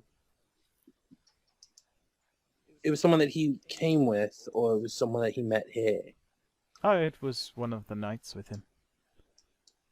One of the knights. Did he have marks on his face? No. Flawless face, no blemishes. I'm going to make a history check. To see if I can picture that insignia. Natural 20 for 26. Wow, okay. You recognize that as the symbol of House Redouard. Symbol of house. Can you spell that for me? Redouard. Redouard.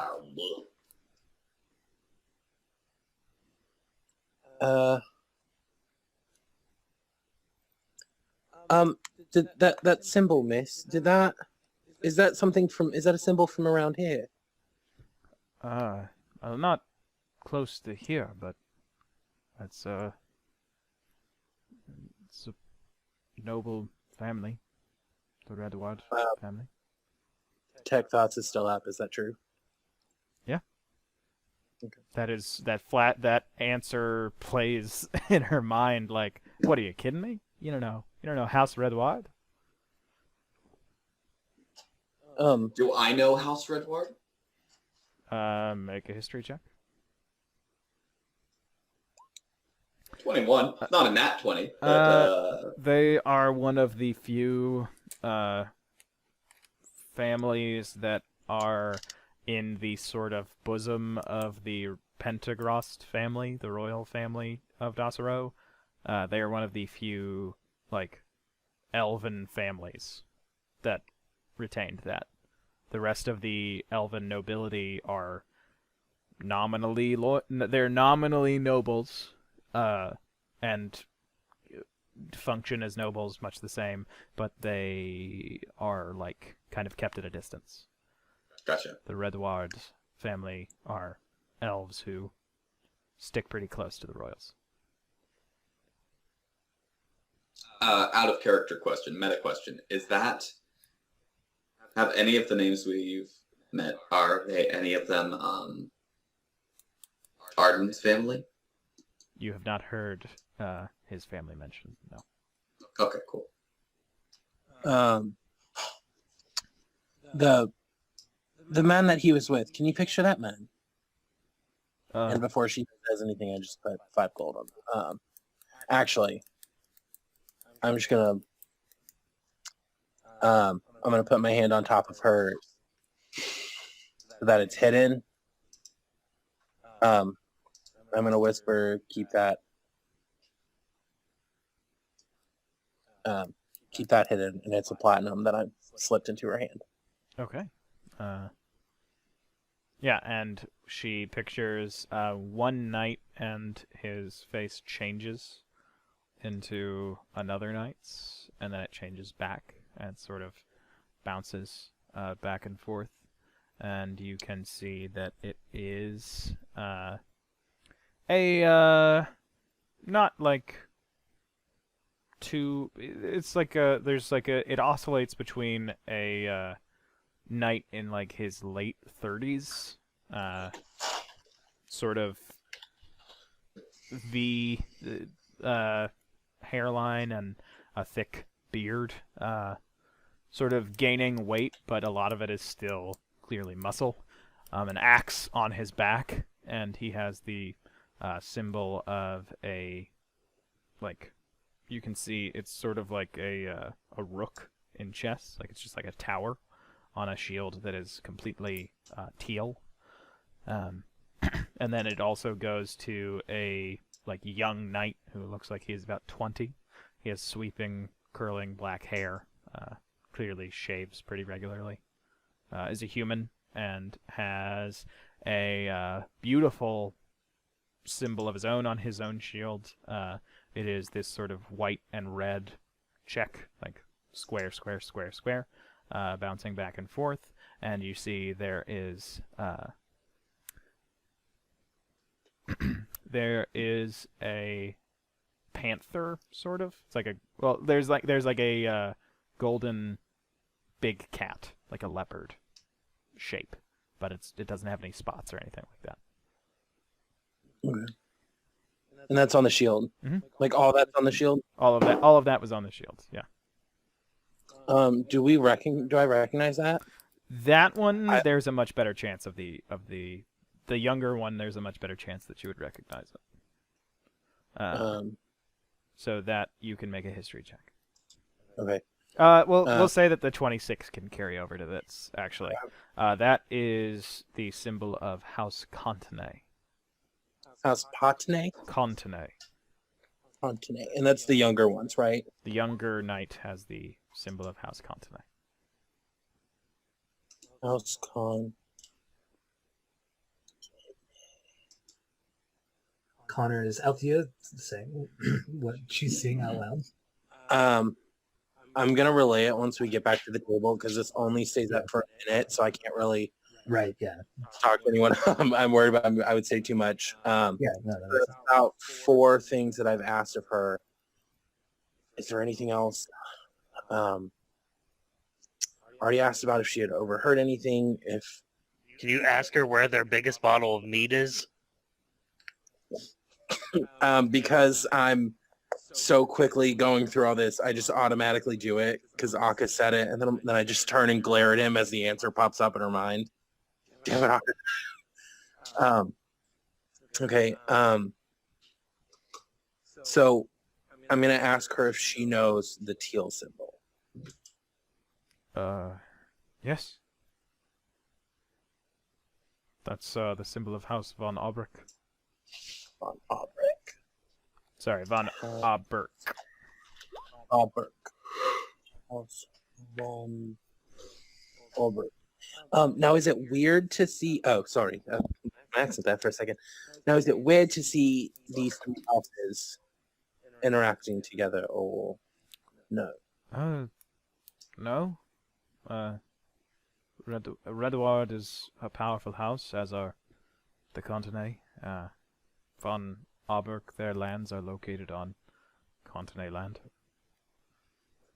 Thinking deeper, was there anything that popped up in her head of like, now that he says it, or now that she says it, is there any like hot goss in the back of her mind of like, here's what everyone thinks, and then like the hot goss behind it is like everyone says behind closed doors? She does think like it is strange that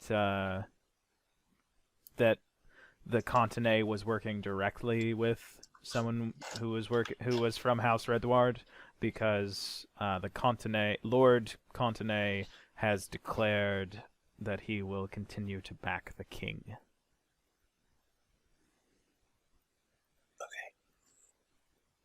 Okay. If there's anything else that I need from her mind, is there anything else that we need from her mind about where did the night time, right? It's better Yeah, than that's a while. I think your spell lets up. Yeah. And this is just me asking. Did the knights go into the forest with him, or did he go there? Oh, the knights, they went in with him. Okay. And what's up with? Why is it weird for the Continent to be working like what with the Red War? Oh, it's not completely strange. They might be on a decree from the King's Council, but it is. Yeah, I'd say it's more strange that they decided to go into that forest. Aye, yes. Not really a place that people like to go, even if they're big, brawny knights. It's just that House Redward is. They have not officially made their position known on who should take the throne, and that is, for a house so powerful, dangerous. House Continent, Lord Continent, wants to keep their weight behind the king. Why is there a play for the throne? What's going on? Do we know what's going on actually? Yeah. I mean, Merahim could make a history check to see how much he knows. Fuck me. Merahim doesn't really care about Daisaro history, is what I'm It's gathering. because you've been drinking so much. So Theomond Pentagrast. Got wine brain. Theomond Pentagrast has been king for a year since his father died. Theomond Pentagrast has been sick since he was born. And Theomond Pentagrast is 6 years old.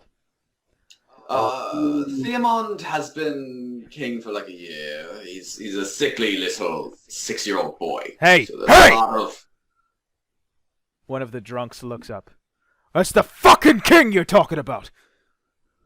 Oh, I have no problem with him. I'm just stating the facts. He's sickly. He's sickly, and he is 6. Don't speak his name with disrespect in your fucking mouth. I wasn't being disrespectful. I was simply stating the Clearly, facts of the you situation. fucking were. And he starts Yeah, to stand up, Mary, and the guy next to him just sort of like holds him down. I really wasn't being disrespectful. I think, my friend's just a bit drunk. It's, early in the morning. Sorry about that. I'm Marcus. I'm not. Yeah, it's all right, Merahim. You can sit on down here at this table. You don't want to get in a fight with them, Merahim. It'll ruin your whole day. I mean, I don't want to get in a fight with anybody, but that's like saying that Hallandor isn't run by perverts. I mean, hey, there's nothing wrong with a little barroom brawl. It could be fun. Yeah, but we just got here, Frankly, he's probably a better ruler than the country we're from. Goddamn right. And you see both the man who was about to threaten you and everyone else in the bar. They lift their drinks and say... Like, seriously, a 6-year-old child is probably a significantly kinder human being. or human being, correct? Sorry, that's me as Well, me. You know, I really think that you're just kind of shoving that bit further down your throat there, and I don't think that's maybe wrong. just It's wrong to sit say on down. that a child would be better to his people than the family that we saw in power in Hallandor. I mean, I'm sure that he is a lovely young man who hopefully will do better and get healthier as he ages. I mean, that's really all that I could say. I pulled the shovel that I dug up. I'll pick up Merihim's bottle and I'll say, "Yeah, to the king's health, everyone." Right? Absolutely, to the king's health. I mean, Yeah. To the king. He deserved to live into the winter of his age. I mean, there's nothing wrong with. I truly meant no disrespect, sir. I was just saying. I mean, he's All right, and then I'm gonna now. put the bottle into Merihim's mouth. I just grabbed the shovel that I dug up Yalfor's knuckle bone with and just hand it to him and I say, "Hey, this might help you a little better." I think I was winning them over. I mean, I'm not against the king here. I'm starting to think maybe we should let him beat up Mirahim and maybe he'll learn his lesson. Uh, I still don't think I said anything. I incorrect. should warn you though that if the king is deposed, you might not want to speak so poorly of your own emperor. Why? Well, his young brother-in-law is one of the other. Is very close to the throne. If In Dysar. yes, Our emperors? yes, your empress is Priscilla Valoria. Her name was Priscilla Pentecost. She is the daughter of our 2 kings ago, one of his sons. Merihim just got very invested in the life of this 6-year-old boy. But in truth, we don't think that Philippe would be the choice, so perhaps you can insult your emperor as much as you want here. It's more likely to be Theoman's sister's sons. How are they? Are they cool? Well, they are both less than a year old. Wait, what? Sorry, Is that I'm a gonna make cool this baby? Is that one? That's a cool baby. Is that 21. sorry? Is that the baby Can I- that dances around and wears sunglasses? Is that the baby that smokes cigars? With a 21, do I understand how Dysaro secession works? Yeah. And why they would want a baby in charge? Well, you understand that there is a regency that is in place until ruler is 15. So different people maybe want a different baby to be the one on the throne. Just someone who's less old, I guess. Yeah. Okay. So who is King Theoman, long may he reign? Who is his speaker on his behalf at the moment? That would be his cousin. Would be Lord Gilliam Dieu. Who Is he cool? he Oh, Gilly. we have paid less in taxes in this district because our profits are not as high as some of the others. That was his doing. That seems like at least a progressive tax rate. Seems fair. He He says, looking at Marcus. he has told in a proclamation from our lord, it seems that as long as Gilliam is regent, we will not be going to war in anywhere but our own borders. And who would be the regent if it were young baby Philippe? Oh, Philippe is not a baby. He's only young because 21 is young to be king. I thought you said all the I might have All the- might have misspoken. Sorry. Philippe is a very specific age. Philippe is 21. and how does Philippe feel about the wool? I Oh Jesus, are you okay? I don't know. I hope that whoever fell is okay. Yeah, my kitten's fine. Mirahim's really drunk. He just I'm really not drunk. he just fell and asked if he was okay.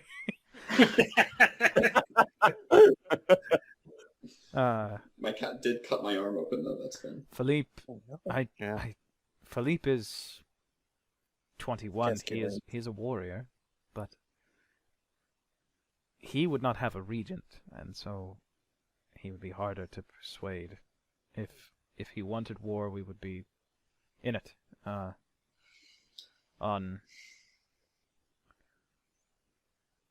She looks at the elements of Ural's clothing that represents Hallandor, and she says, disregarding anything else that we felt. But if either of the king's nephews were made king, then one regent would have us at war, and one would have us surrender to you lot. Wait, are they at war with us? Yeah, No. Hallandor is invading Dasra. Oh, son of a bitch!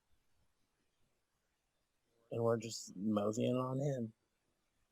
I mean, you've been invading Hallandor's been invading Dasra for some time. Allow us to be the first to tell you that we truly hope that Hallandor does not win this war.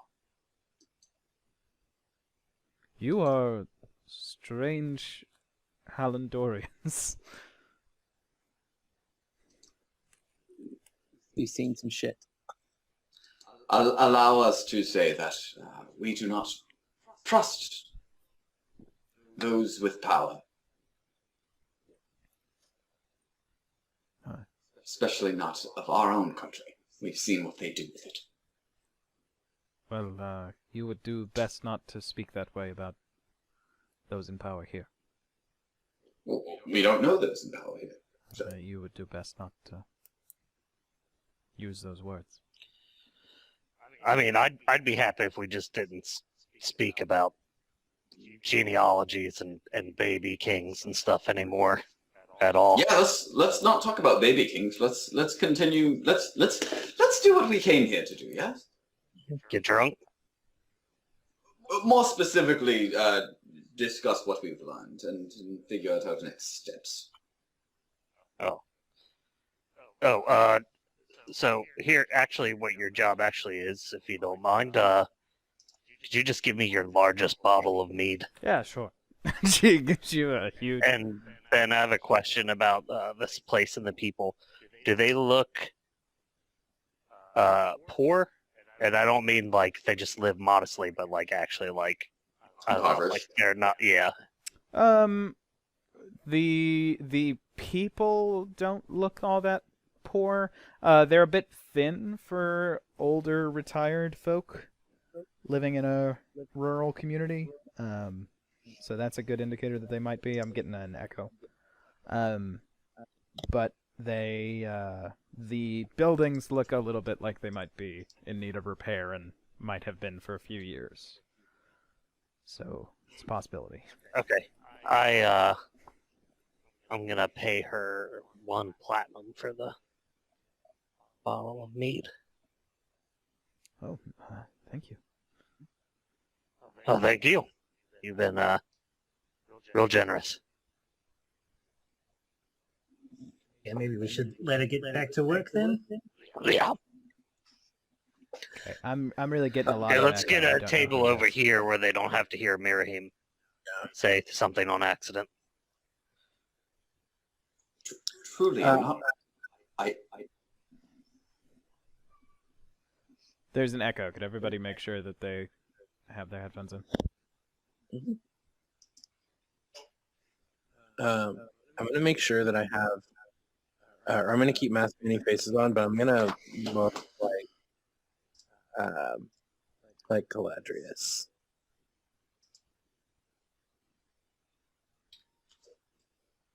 I want to see if anyone Perhaps. who comes in might recognize me.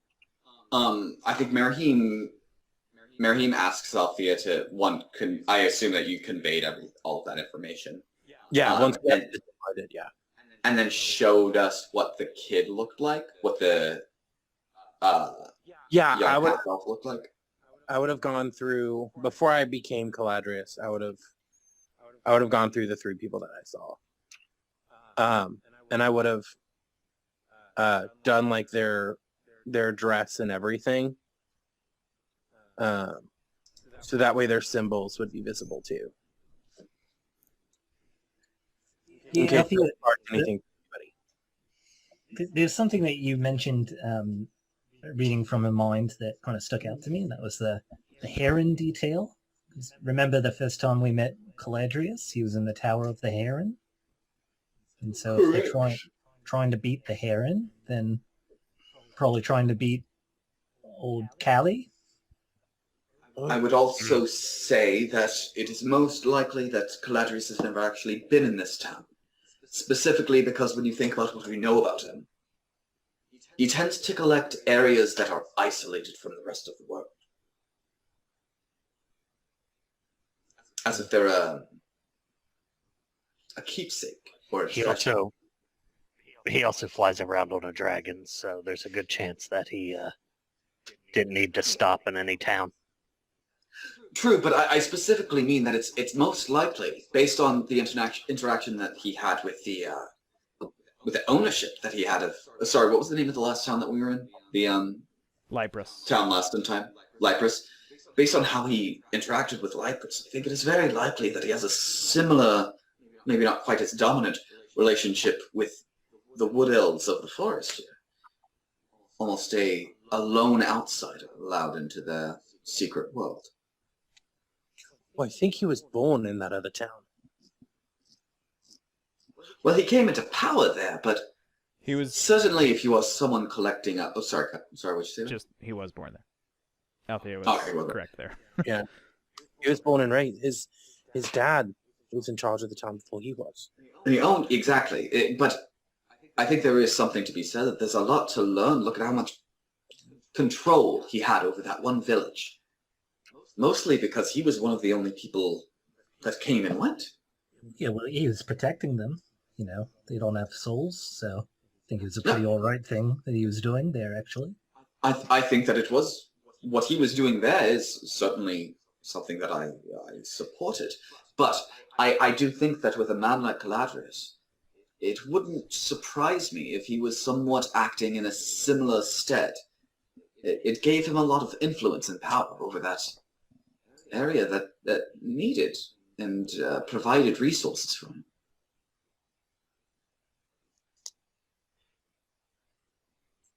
Yeah. I wonder if he... So really what we learned is that the bartender here has never seen or heard of anyone like Caladrius. Perhaps those knights that were here know about him, or people that work for him if they're looking for the heron, or trying to beat the heron, and they went into the forest and they're trying to beat him there. Should we be trying to get in there as fast as possible? Yeah, I mean, I would love to see the forest, but it is quite dangerous. Well, I'm just wondering if we're trying to also beat him or them to a certain place in there. It might Or behoove are us... we okay with showing up afterwards and just seeing what clues we can find? We're already 3 days behind. They might already be where they need to go. I think... Well, I mean, they look at what you say, Marcus, about the elves in there being cantankerous and stuff. Very good word. Shut up, but I think, not to toot my own horn, Toot toot But goes your bird. yeah, but I'm quite the charmer, and I think they can appreciate the kind of care and and respect you give to their forest, Marcus. So between the two of us, we could probably make our way through and be all right. You know what, Eka? I think you have a great idea there. How about you and I go into the forest, and I think we'll be fine. And then you two can stay here, and just to keep safe. You think that would work, Miriam? Why don't you roll a deception check there, Marcus? You all stay here, and if you don't see us in, I don't know. And I did still roll higher. That's Luck. I'm using luck to give you disadvantage. All right. Use your halfling luck to give yourself advantage again. I cast detect thoughts on Marcus. Do you really? Yeah. Okay, that's a wisdom save. What are your surface level thoughts first? Yeah, surface level first. Surface level doesn't need any save, but if I probe deeper, Yeah, surface level is like, aha. It's not not explicit, but it's like I think I figured it out. it's like, is the word. come on. yeah, I probe deeper. He goes, aha, okay, he got some up his sleeve. So, And it's wisdom. and it is wisdom save. Yeah, it's a wisdom save. I Yeah. don't pass it. Yeah, I mean, deeper is. I think I'm finally gonna get us out of this. I feel so bad for getting Aka into it. Everything leads back to the forest. is what I'm thinking. Marcus. Yeah, I just want to protect everyone. I think that's honorable. Marcus, running away in the forest is not the right answer. Well, I was gonna run away, and we were just gonna try to be safe. Aka and me can kind of. But no, I casted that through message, so only Marcus hears it in his head. Yeah, I mean, I would have the same response then.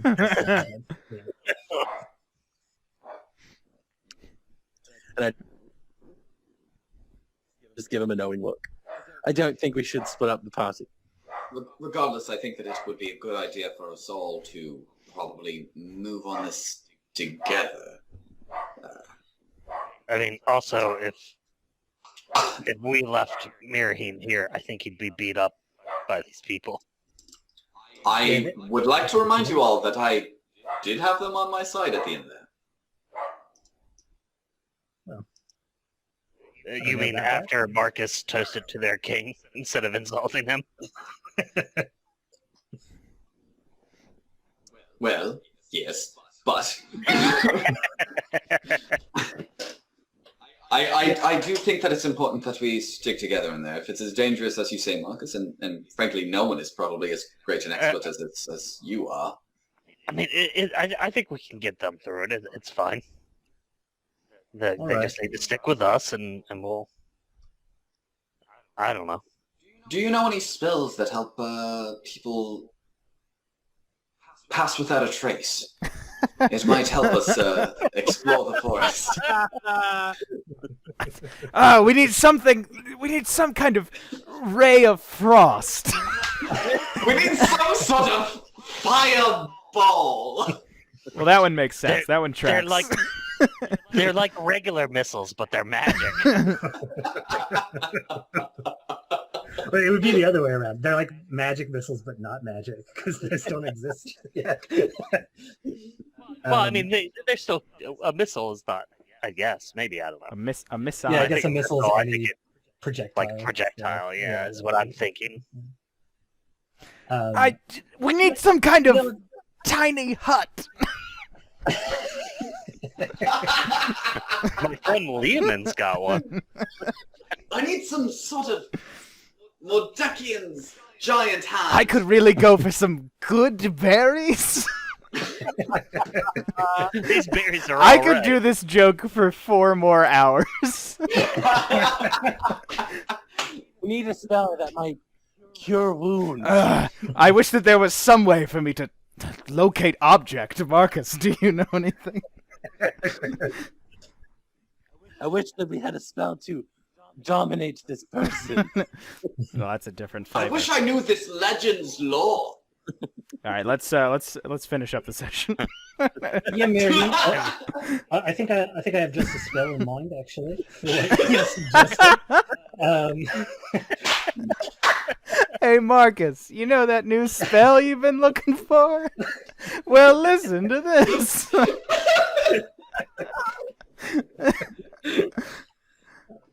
Maybe we could spend the rest of the day seeing some of the sights here and sleep on it and get a start in the morning, or do you think that we should head right into the forest? Well, I mean, we Chase down can these see the blokes. sights. I'd be interested in taking a look around this place if we're Yeah, not it's a in beautiful any hurry. town. My old Perhaps. stomping grounds. Perhaps if you show us around a little bit, we can resupply, make sure that we have enough goods and potions and any other such item for the forest, and maybe we just venture a little ways in. That way we can camp, rest up, but still get a head start.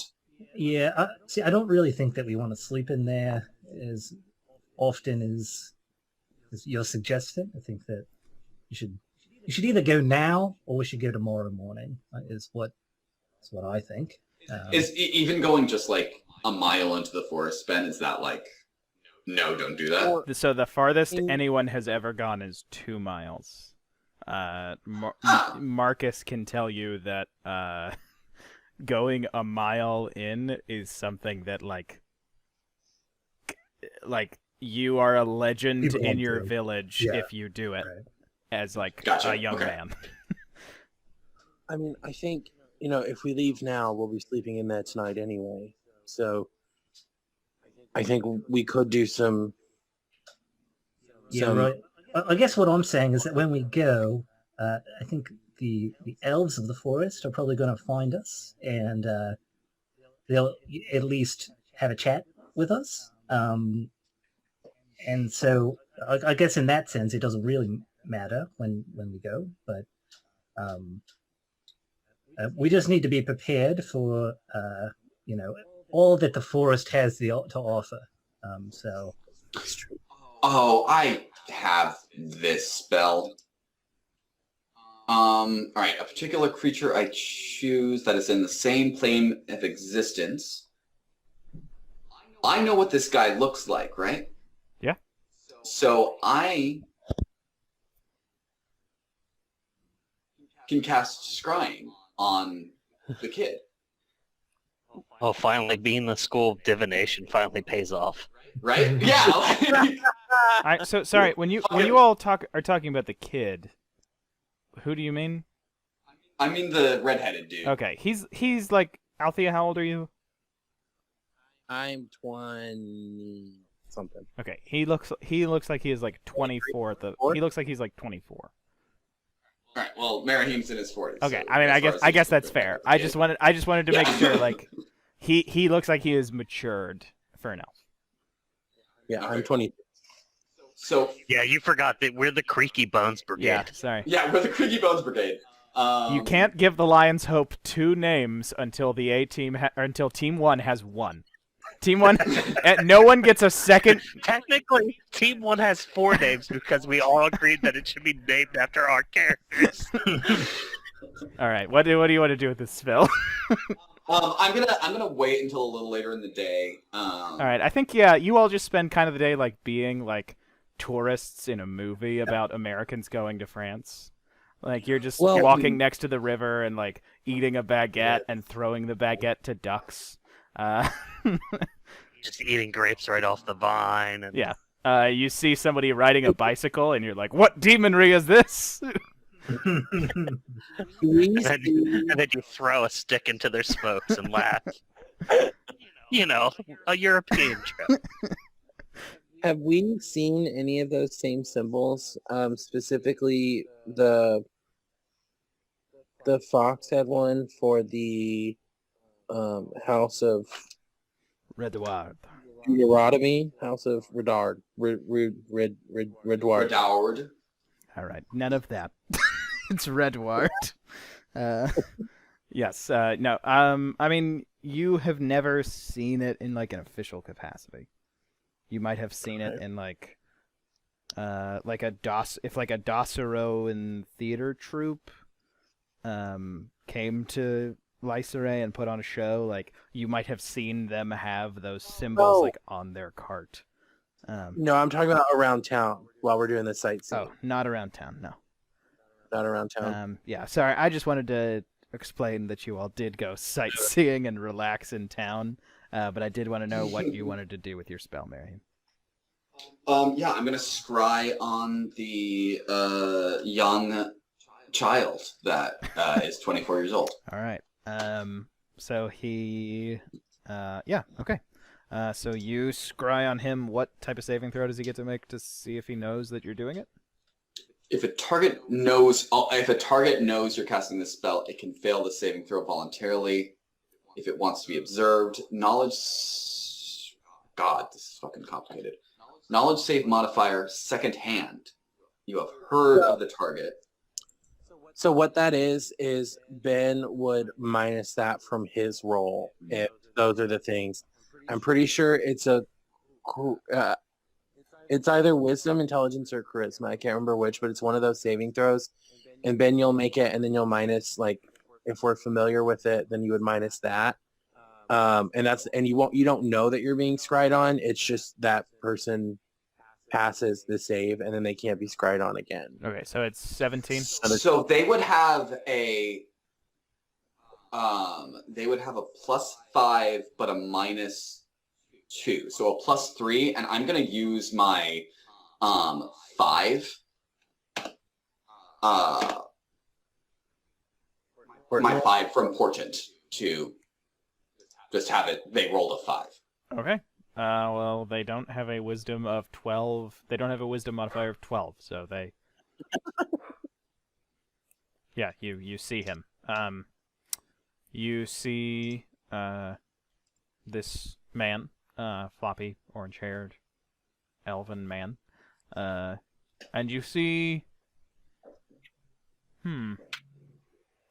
Actually, I have to make a decision now. Can you actually make an intelligence check? Just a general intelligence check. Yes, I can. Just click on intelligence. I'll use my other Portent. I'll use 14 plus intelligence is 5, so 19. Okay. The specifications of your scrying spell are enough to find a man who looks slightly different from the face that Althea showed you, actually. His features are just a little bit sharper. You realize that he is a full elf who masqueraded as a half-elf. But he is otherwise, I mean, he looks very similar. Just slightly more sylvan in his features. His eyebrows are a bit thinner. His shoulders are maybe a half an inch closer together. And you see him speaking to someone at a large gate. This gate, there are trees that you see have basically been formed to grow right next to each other. And some of them sort of like weave around each other. They are these tall elm trees. They meet, but there is a central point where you can see that there is this gate of thickly woven grass with just these massive roots mixed in, and like these vines and flowers. And it's locked in together like it is grown around this central point. And he is speaking to someone who is standing above the gates. And it seems like he is speaking to them with a level of familiarity that, based on what Marcus has told you, I can hear what he's saying. Can you? Yes, I can see and hear through the sensor as if I were there. Okay. He is essentially explaining that he is talking very confidently about his companions and he coming in good faith. And he is Dampierre's boy.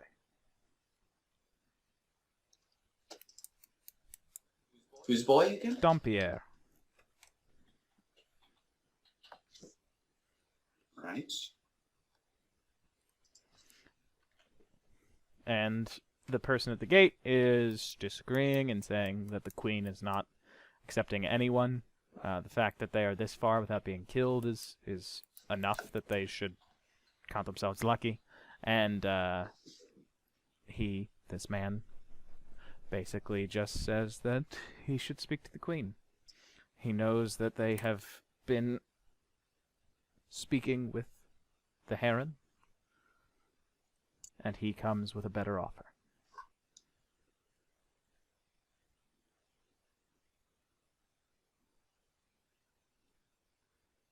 Great.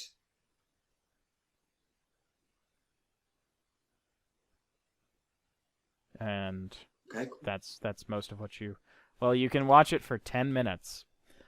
Yeah, I have So- 10 minutes of watching it. Yeah, he turns around and he talks to the two knights who he's with, and the two of them are clearly on edge. You can see the younger knight has a thick gash across his forehead that's going to make him a little less handsome when it heals. The older knight, you can see his axe is on his back, but it's bloodied, and they are clearly on edge. He is not nervous at all. And he basically is just comforting them and letting them know that the queen is most certainly going to receive them, and this is going to work. Their friends will be very grateful for this. And the two of them just sort of nod, and he starts talking, and he mentions their friends in Hallandor. Will of course be grateful. That's something that sticks out to you. And then, just before the 10 minutes are up, the gates begin to open as the vines and roots begin to recede. And then you are... Do I have, within that 10 feet around the guy, do I have any landmarks that I can observe that might help me position which direction to go within the forest? I think you get a sense that you are in the thickest part of the wood. So like the trees are the closest together, and the trees are much bigger than what Marcus described to you earlier. Seems like the trees are a normal size on the outside of the forest. Okay, cool. And it's been 3 days of traveling through the forest, so it's probably at least 20 miles into the woods. Okay.